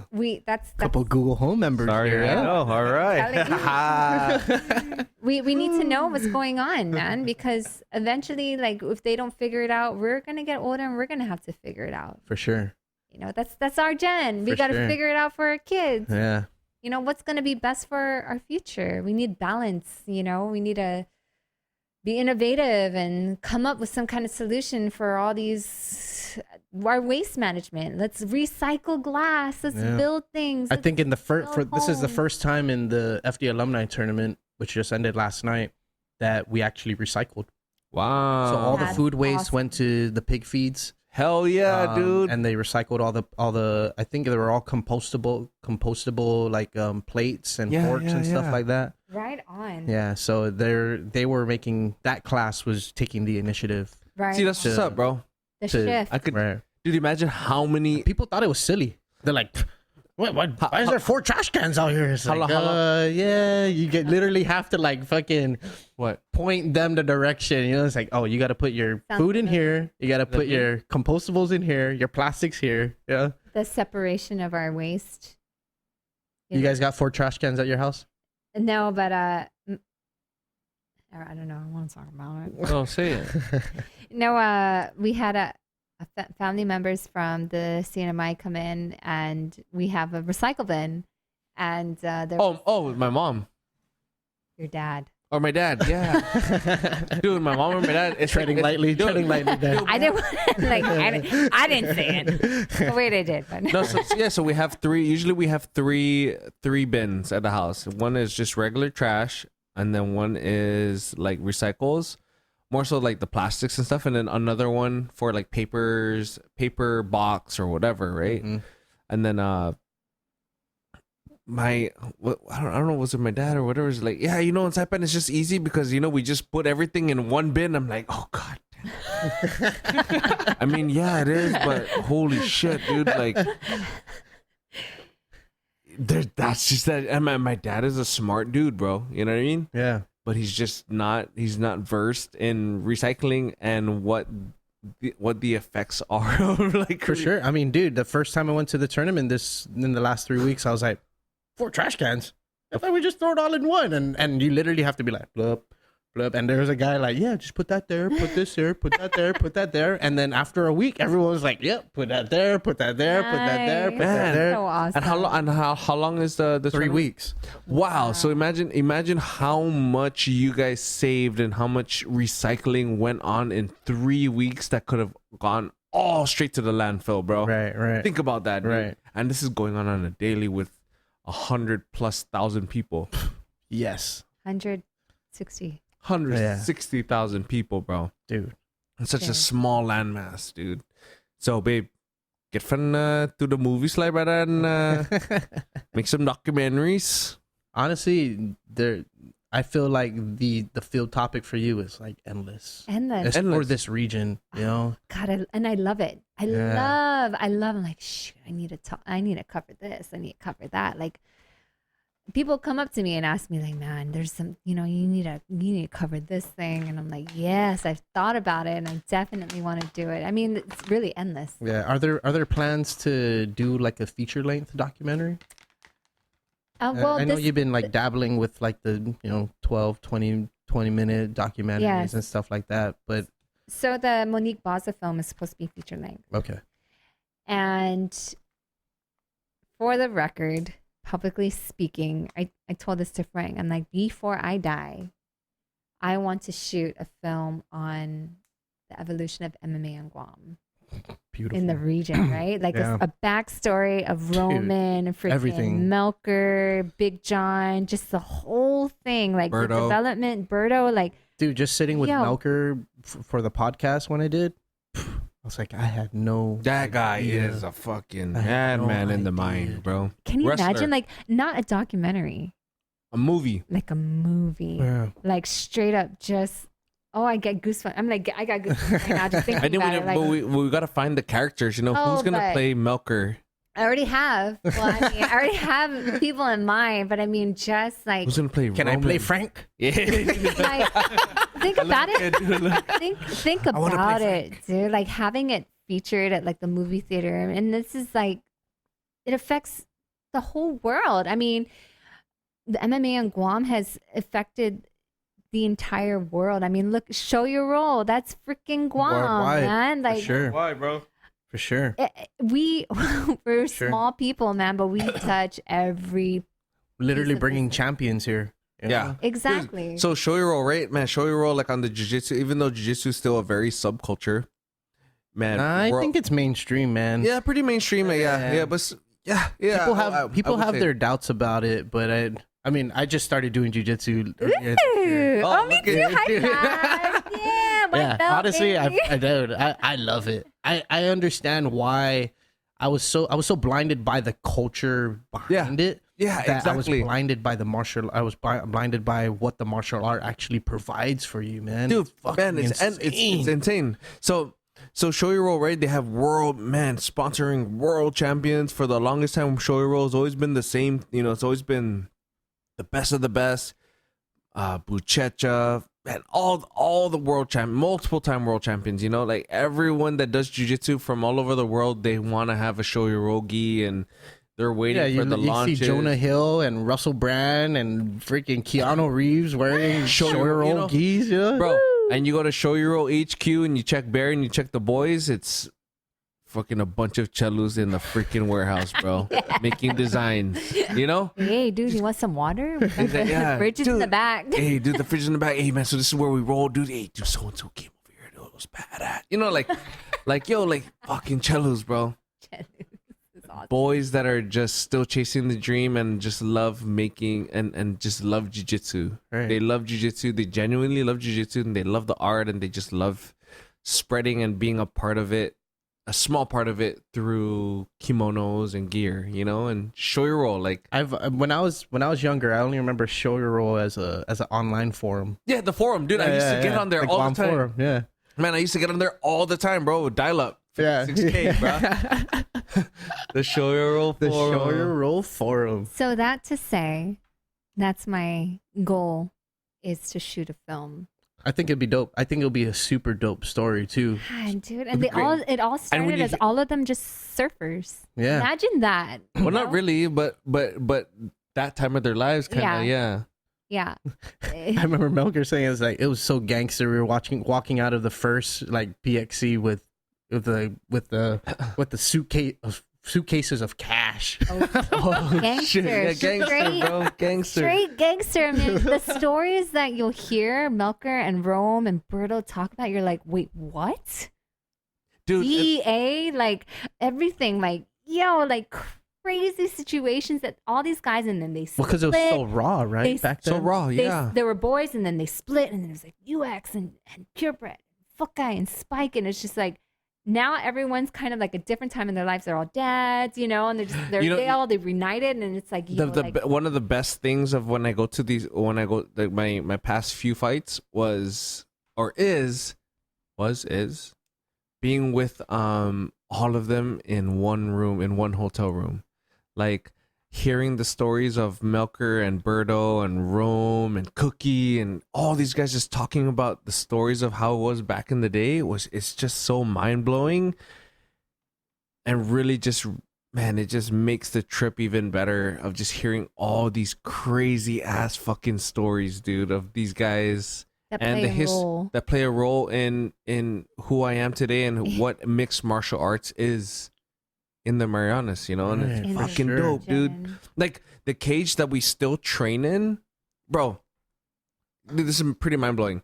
The cage that we still train in was made by Melker and his dad because BJ Penn came to Guam to do his fight camp when he won the 170-pound belt against Matt Hughes, and he came to Guam and there was no cage here, so they built that cage, the spike cage, and that's the cage the same cage that's in Tamuning right now, and we train in it, and sometimes it's hard to train when it rains, you know what I mean? Like, wow, imagine history, bro. Yeah, for sure. I mean, I just Of get a whole excited. industry here on Guam, not only MMA but also jiu-jitsu, which stem from jiu-jitsu, right? And kind of transform into Valetudo and MMA. Yeah. So yeah, like jiu-jitsu. And now jiu-jitsu is taking its own path because now it's becoming more of like sport jiu-jitsu, and now you have guys that are getting really, really good at jiu-jitsu, you know. So, it's kind of branching off into a thing, but it kind of all started with jiu-jitsu. It's just getting all crazy, dude. Yeah. Were you able to watch the Crank series that I put together for Frank? That's a no. No, I'm pretty sure. Yeah, they even showed it on TV. Bro? No, yeah, I have watched it. Yeah. So there's episodes on Berto. But it was a while ago, right? It was a while back. That was when it he was a while ago. first started fighting in the UFC. Right, So if you guys, those who are listening, I'm sure I watched it. I did. I'm sure. I gave you the look of uncertainty. I was like, if you go on Frank's YouTube, FB Camacho, you can watch Frank's series. It's the Crank series, and I did episodes on almost everyone that influenced Frank, minus Cookie, which I'm so bummed I didn't have the chance to interview. But I think Cookie is his own story in itself. Cookie is his own freaking whole entire series. That guy's a man. But it touches base on Rome, on Melker, on Brandon Vera, on that's right. Okay, Berto. I remember that. Yeah. And he has just moved into his new spot, right? Roman. And so you guys kind of filmed there. Oh yeah, well, not really his new spot, but he's always been there. That newer. Well, the new shop. New shop. Yeah. Yeah. So it kind of like I did a little backstory on everybody and how it tied in with Frank, because Frank kind of came in during the beginning of everything. He was a little kid. He was 16 when he first started fighting. 15. That was 15, sorry. Yeah. Back in 16 was the first professional fight. Yeah, first pro fight, but 15 I started training, 14, 15, yeah. So that was back early 2001, 2002. Yeah, like 2002, 2003. So when MMA really started to evolve on Guam. Dude, this is when it wasn't even called MMA, it was called NHB, No Holds Barred. No Holds Barred fighting, right. You know. So if you watch those episodes, I just remember the PXCs and the Furies being just fucking crazy. Wild, bro. Wild. The dude. early ones were just like, whoa. Street Fighter versus Street Fighter. Fighting out of the backyard of his cousin. Yo, you know who actually fucking did it, bro? That made a name for When You One Time Bomba, bro. Yeah, you ever get to see the guy fight live? No. Yes, I did. Yeah, so you got to see him fight with his fight series with Ryan Rikizu. Dude, it was so long ago. Yeah, I wish I could say I can remember. Man, but that was like the thing, dude. That was the shit.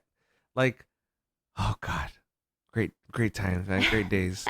But if you ever go to Saipan and you watch the Trench Wars, it's almost like going back in time to the Fury days.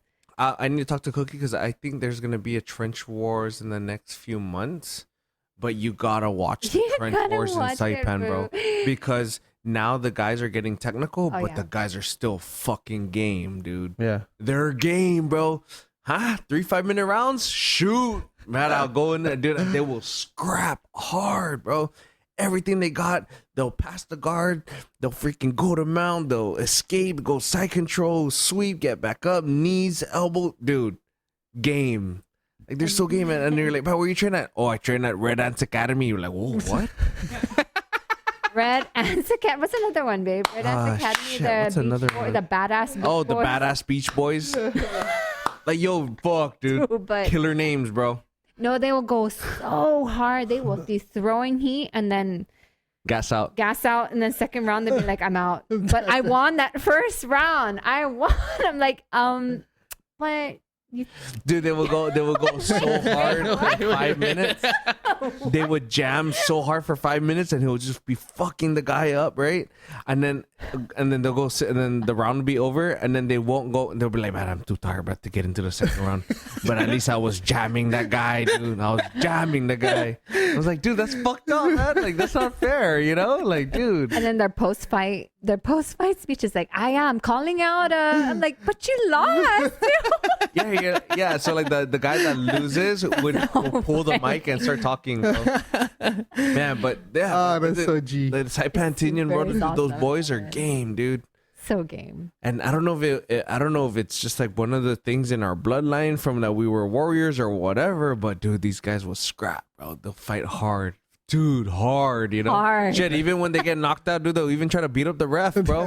Your situation. Yeah, my situation, dude. They try to freaking beat me up.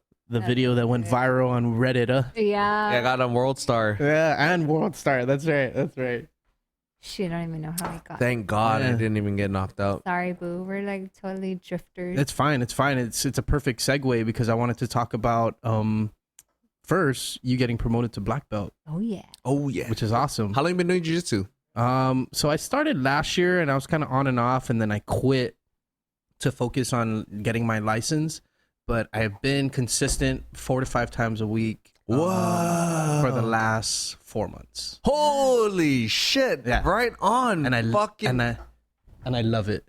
I love it. It's changed my life. Right, isn't it like I don't know how to say it, like chess match or chess game, but It totally is. dude, man. so you know it's crazy. Like I've trained multiple arts. Right? I trained Muay Thai, kickboxing, judo, jiu-jitsu, boxing, kickboxing, Dutch style kickboxing. Did a little bit of sambo, knife fighting, some sambo, a little bit of screamo. You know, like I've done so many martial arts, but the 2 martial arts that I just fucking have this thing with, man, it's jiu-jitsu and boxing. Like jiu-jitsu is just one of those things where it's just so fucking crazy, bro. Like, Dude, it is. it is, right? Isn't it freaking It weird? is. Isn't it It so is. weird? It's like it's constantly humbling.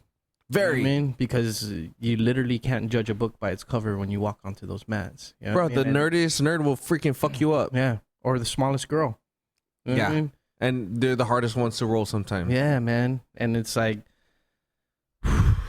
I'm very it's made me curious as to what the journey is like. You know, if I'm like getting this influx of information at this very beginning stage. Yeah. Got my first stripe last month. Woo! Yeah, I was super excited. And it's just to like know this much information. I'm so curious on how much more information there is to know. Oh You god. know, and not only about the martial art itself. This is my first ever martial art in my life. Never. Yeah, never. Yeah, right. Never, on, never have ever The gentle been in art, one. bro. Yeah, man. And just now that I can get a sense of what I'm capable of, you know, and how far I can push myself, you know, and what limits there are, you know, it's been redefined. Everything's been redefined. You ever play sports growing up? Yeah. Yeah. Right. Mhm. So now it's kind of like your reintroduction and your outlet to like a different realm of athletics or fucking physical, whatever, right? Yeah, but I feel like it's still different. It's very different. You know what I dude. mean? It's Because very, wait like, till you you run in- compete, bro. you run into the higher belts who know they can kill you, but they're so calm and collected, and they understand. It's just their mentality is so different, you know, as compared to a white belt. It's like, oh shit, now I can kick ass. Hell yeah. You know? Wow, one strike, man. One strike. I can choke I somebody. choke you out. Yes. Arm bar. Hey, now we all know that Boo is that guy that goes to the party and, hey, you want to roll? You want to spar? Nah, I'm at the stage in my jiu-jitsu journey where I'm telling everyone to come. Like, dude, it's so fun. You gotta come. Yeah. Nice. And there's different waves, man, of the journey of jiu-jitsu, you know, and it's so cool that you can apply that to life, right? Yeah, for sure. You know, and I kept questioning. I was like, why didn't I do this earlier? You know, and I wasn't ready. Yeah. You know, and my friends used to do jujitsu, or just like we used to play fight and stuff like that with each other, you know, growing up and stuff, and it was just never interested me. Yeah. And I never just really wanted to know jujitsu as a martial art. And now that I'm into it, it's just like my curiosity is peaked, like extreme, like exponentially over the last 4 months, and I just can't stop going. You know, and it's one of those things, bro. Hey, Matt, could you pull up my could you go on Instagram.com/Frank the Crank?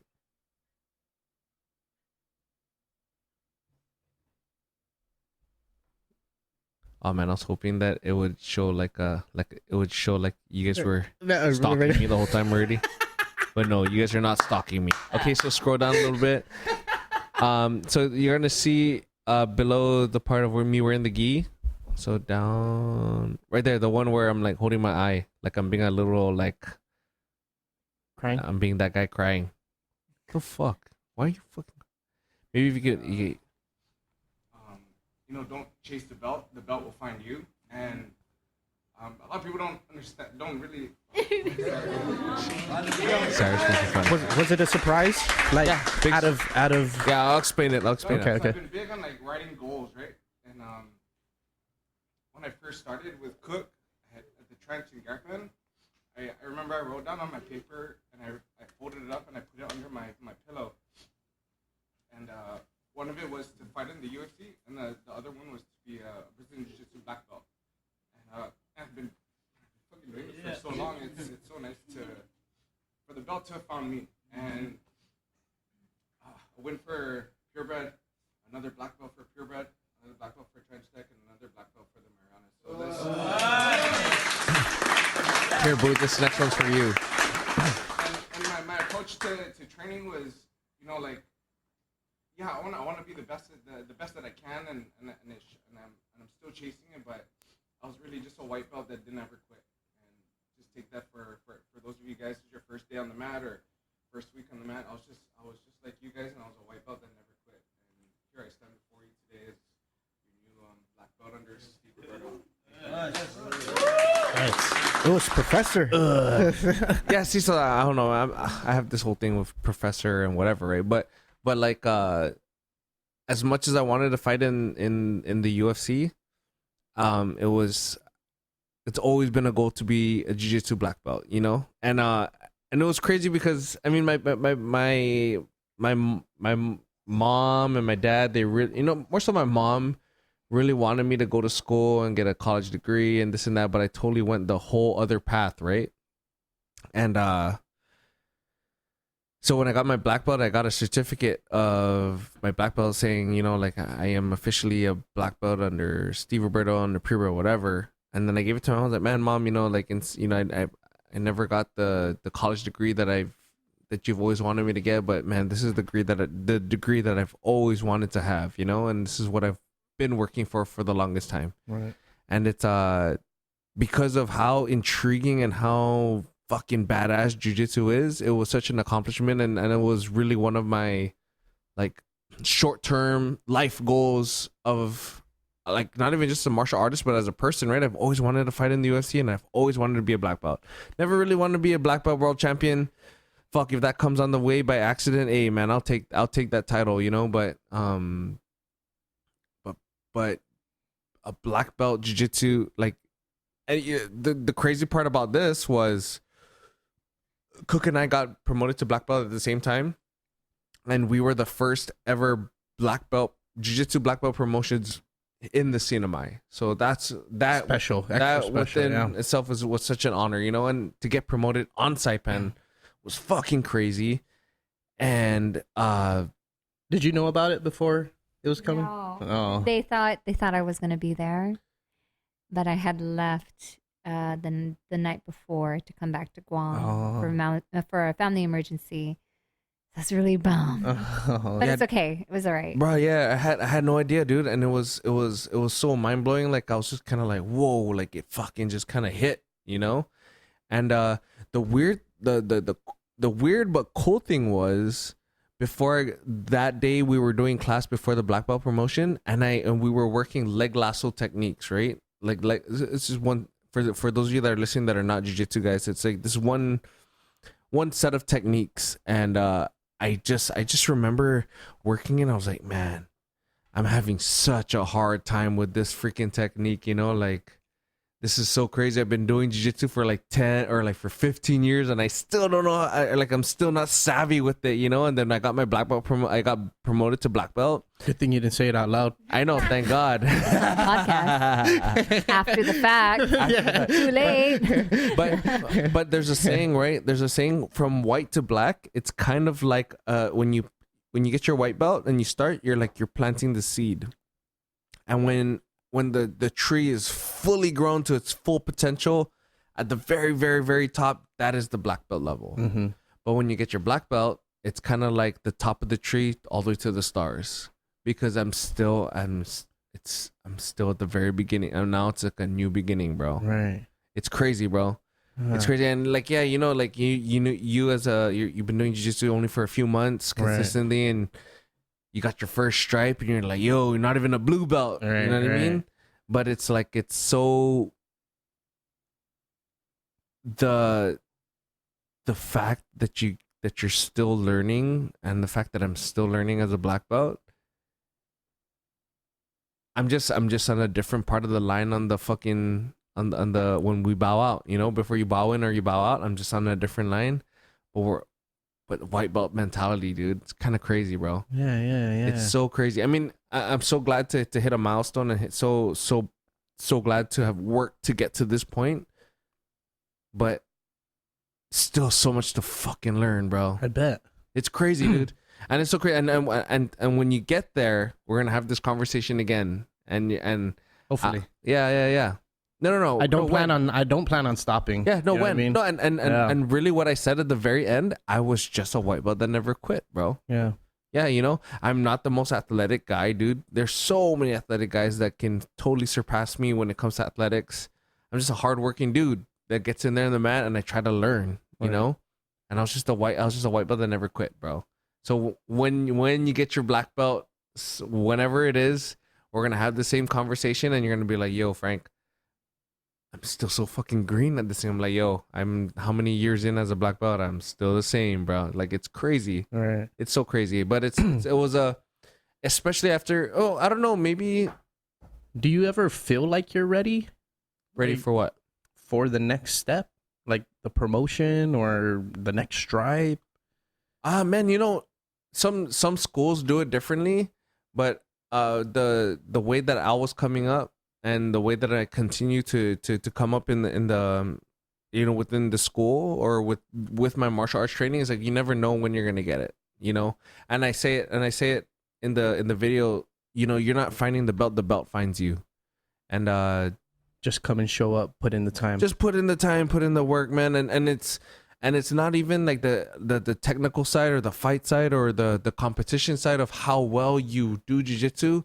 That is just a little grain of sand in the whole bucket scheme of things, you know. It's really like a lot of black belts are black belts in life, you know what I mean? And how do you bring that black belt level of jiu-jitsu into your life, and vice versa? And I feel like that's what really makes you a world champion, and that's what makes you climb the ranks of being being a belt holder in the art. And that's why it's not like, I hate to shit on, or not shit, but like I hate to bring up other like martial arts, right? But it's like, man, some martial arts, 2 years, right, you're already a black belt. Like, man, in jiu-jitsu sometimes it's like 5 years, 10 years, for my case 15 years, you know. But I was kind of on and off, inconsistent. But yeah, it's just one of those things, bro. And I'm still That's learning, awesome. dude. It's That's still awesome, fucking man. new, bro. And you know, like it's like I'm doing jiu-jitsu 4 times a week. aside from all the other things that I have to constantly think about that I have to do in an MMA fight, you know, as much as, you know, so I have a black belt in jiu-jitsu, right? And everyone's like all the jiu-jitsu heads are kind of like, oh shit, fucking Frank's the black belt, whatever. There, oh, wow, you're a black belt professor or whatever. My affinity and my love and my passion for jiu-jitsu, I have the same amount for all the other arts. So imagine how much you love and how much you're so fascinated with jiu-jitsu right now, right? Right. How we're just talking about it. Yeah. Like the way I feel for Muay Thai, the way I feel for boxing, the way I feel for wrestling, dude, the way I feel for knife fighting, the way I feel for judo.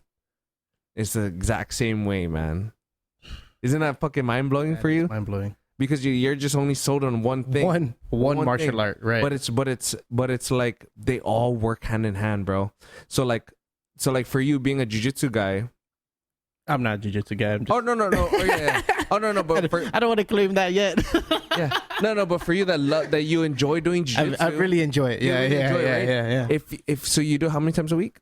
I like to say safely 4 to 5 times a week. Okay, yeah. so let's say you do it 5 times a week, right? Consistently. Let's say you cut that down to 4, and then one of those days you do boxing. So 4 times a week you do jiu-jitsu, 1 day you do boxing.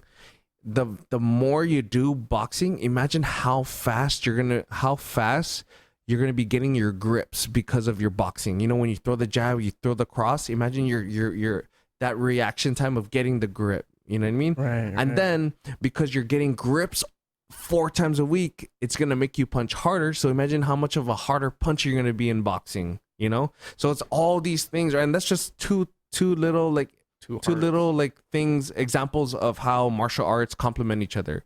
So now you have judo. Imagine how you got wrestling. Now you got knife fighting. So the reason why I got into knife fighting, and not because I wanted to learn how to fight with a knife or defend like knife attacks, is because it was helping me catch kimuras. Because if we get into a knife fighting drill, right, a sambo knife fighting drill, it's a lot of forearm connectivity and wrist connectivity and grip connectivity.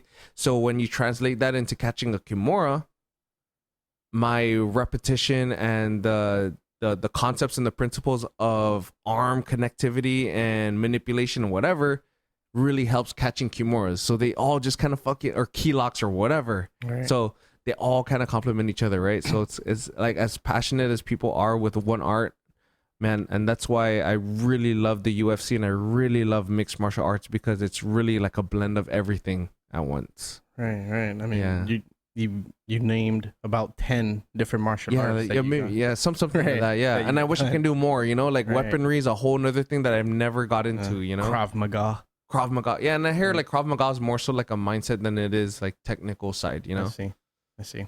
Moving on to your fight, you decided to go off island for a camp, which separated you from your family for what, 2 to 3 months? It was like 6 weeks, 8 weeks, so 2 months. Yeah. What was hard, dude? Yeah. What was the decision? What was the reasoning for that decision? So, man, Matt, do you think you can pull up Frank Camacho in YouTube? I don't know if it's on YouTube. Frank Camacho versus Jeff Neal. GOEFF, I think. Yeah. Damn it, why does he have to spell his name all crazy? That's not how you spell Jeff. I gotta go. Oh. I gotta go pick up the kids. Are you gonna pick up the boys? Okay. Wait, no, we can cut it. We can cut it off. Holy cow. Well, how long have we been going for? What time is it? 9 o'clock. Holy moly. 26. Holy cow. Okay. Oh, sorry. Damn, I wish. Another time We'll do for this the fight. another time. We'll do this another time because I really want to touch on, like the relationship, that you guys had. Damn, we didn't even get to that point, dude. Sorry, hog the mic majority of the time. It happens. We got both of us on here. Wow. Yeah. You can have No. Yeah, we'll have you guys on again. Yeah. We'll do it again, and we'll save it. A cliffhanger. We'll leave the listeners on a cliffhanger, dude. This is your official cliffhanger for Frank and Sarah on the podcast. I didn't realize we're going for so long. I'm so engaged. I'm just kind of drunk. Oh shit! My mom's like, "Hey, where you at?" I was like, "Oh shit!" Wow. Yeah, 9:08. Okay, let's cut this out. Let's Can we save it till next time? Save it till next time, bro. Yeah. Oh my gosh, I really want to touch on it. Okay, we'll save it to next. 'Cause I really want to get your opinion, your thoughts on it Dude, too. because she plays a huge role. Huge role. Like a lot of people Right. don't know. I mean, so the cliffhanger, right? The cliffhanger Is me. Sarah really, she pushed me even more so to go do the fight camp. A lot of people come to me like, hey man, it's so nice to see the support from your wife. I'm like, man, if you don't know, she was the one that fucking told me to go because she doesn't want me to ever see, she never ever wants to see me. You're the one crying when you got on the plane, right? You're like, no, I don't want to go. I don't want to She's go. like, go. Get your ass on the plane plane. now. I don't ever want to see what happened with Jeff Neal ever again. I told him, like, that's never going to happen. I mean, it's one thing for that to happen. Were you at the fight? Prepared. Yes. I was there. Did you see the fight? Of course I did. Dude, okay, before we end it, Okay. man, sorry, love. Dude, can you pull up the Frank Camacho versus Jeff Neal win or win? Is it win? No, right there. I think it's the second one. Dude, this was pretty bad, bro. Who edited it? Turn off the sound, please. Thank you. Went I out. saw that live. Oh, so sorry. Yeah. You know, people were all worried or whatever. But like, I mean, I didn't feel anything. I just kind of like went to sleep. I felt it in the stands. Oh, I hit my knee. I didn't know that. Yeah. Wow. Sorry, Sarah. Yeah. So Thanks, we did Blame Matt. Wow, I've only watched that fight maybe like 2-3 times. Yeah. Yeah, because it's just one of those things, right? But what do you call that? It was because of Sarah that we're like, yo, we're not doing that again. No, never. Yeah. I told him, I said, you need to be, this is the next level. You're a professional now, and you need to go and be as prepared as you possibly can. And if that means you leaving Island and being with the best of the best, that means exactly what it means. I do not care, but you either go out there and get the training that you need or you quit, because I never want to see that ever again. It's one thing to be beat. Giving me goosebumps. Yeah, yo, I had PTSD from that. I mean, if you watch that fight, he was outclassed to the T. Well, first off, Jeff Neal was a fucking badass. Yeah. And you mentioned on the last podcast, he like knew their corner knew everything they were gonna throw. Exactly. That's exactly what it meant, you know. And I know Frank is very talented, but he wasn't prepared for that, and I knew he could be more prepared. And if he wasn't willing to sacrifice and get to that level, then, you know, just throw in the towel. But that's the father of my children. That's my husband.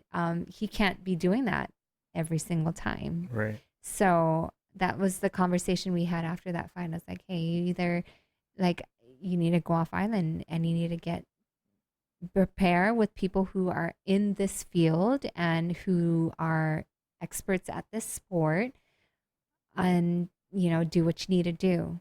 And if that means us being on home, then do it, because this is the life you chose. This is the life we chose. And if you don't want to do that, if you don't want to make those sacrifices, then you know what? Then call it a day, because you cannot go in that ring the way you went in ever again. That's not going to happen. And let me tell you, you look good. You looked good. Thanks, bro. Yeah, man. Dude, and from I the felt weight good. cut to the weigh-ins to you entering the fight, I was like, whoa! I think this, dude, it's making me emotional just because, like, dude, you look so good. The best you've ever looked at 155. Bro, it's the best I've ever, you know, like, that was the best I've ever felt, even to a couple 170 cuts, you know. But even at that, like, I kicked more than I ever had in my whole career. Mhm. And bro, like,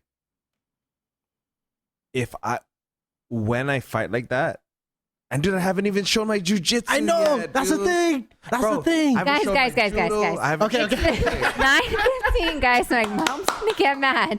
No, but yeah, like, Stop laughing, Matt. for another podcast, you know, because this is a whole nother life-changing thing, and it's I'm super stoked for the future, bro. For sure, man. And we're gonna cover it. You Cover look the good next at one. 155 right now, dude. It's you definitely cemented your place in it, dude. And just with whatever you put yourself through, to the weight cut, to even the fight, man, you were a completely different person. And the division definitely has their eyes open now, seeing what's up with Frank Camacho now. Yep. Yeah. Because I said. I'm just joking. We're definitely bringing you guys back on. We're definitely bringing them back on. Together. Fuck yeah. That's Crank. But Fascination. yes, thank you guys. Thank you. You guys want to put out anything before we cut out of here? No, I man. thank your sponsors, maybe. No. Man, thank you, brother. Thank you guys. Thank you making this happen. Yeah, let's do it again. Yes, sure. And yeah, before we keep talking some more. I know. Jamor, goodbye, dude. The Jamor goodbye is real. Yeah. Okay. Yeah. Hey, but thank you guys. Thank you guys for coming Brother on. Matt, Thank you you're the guys man. for Thank listening.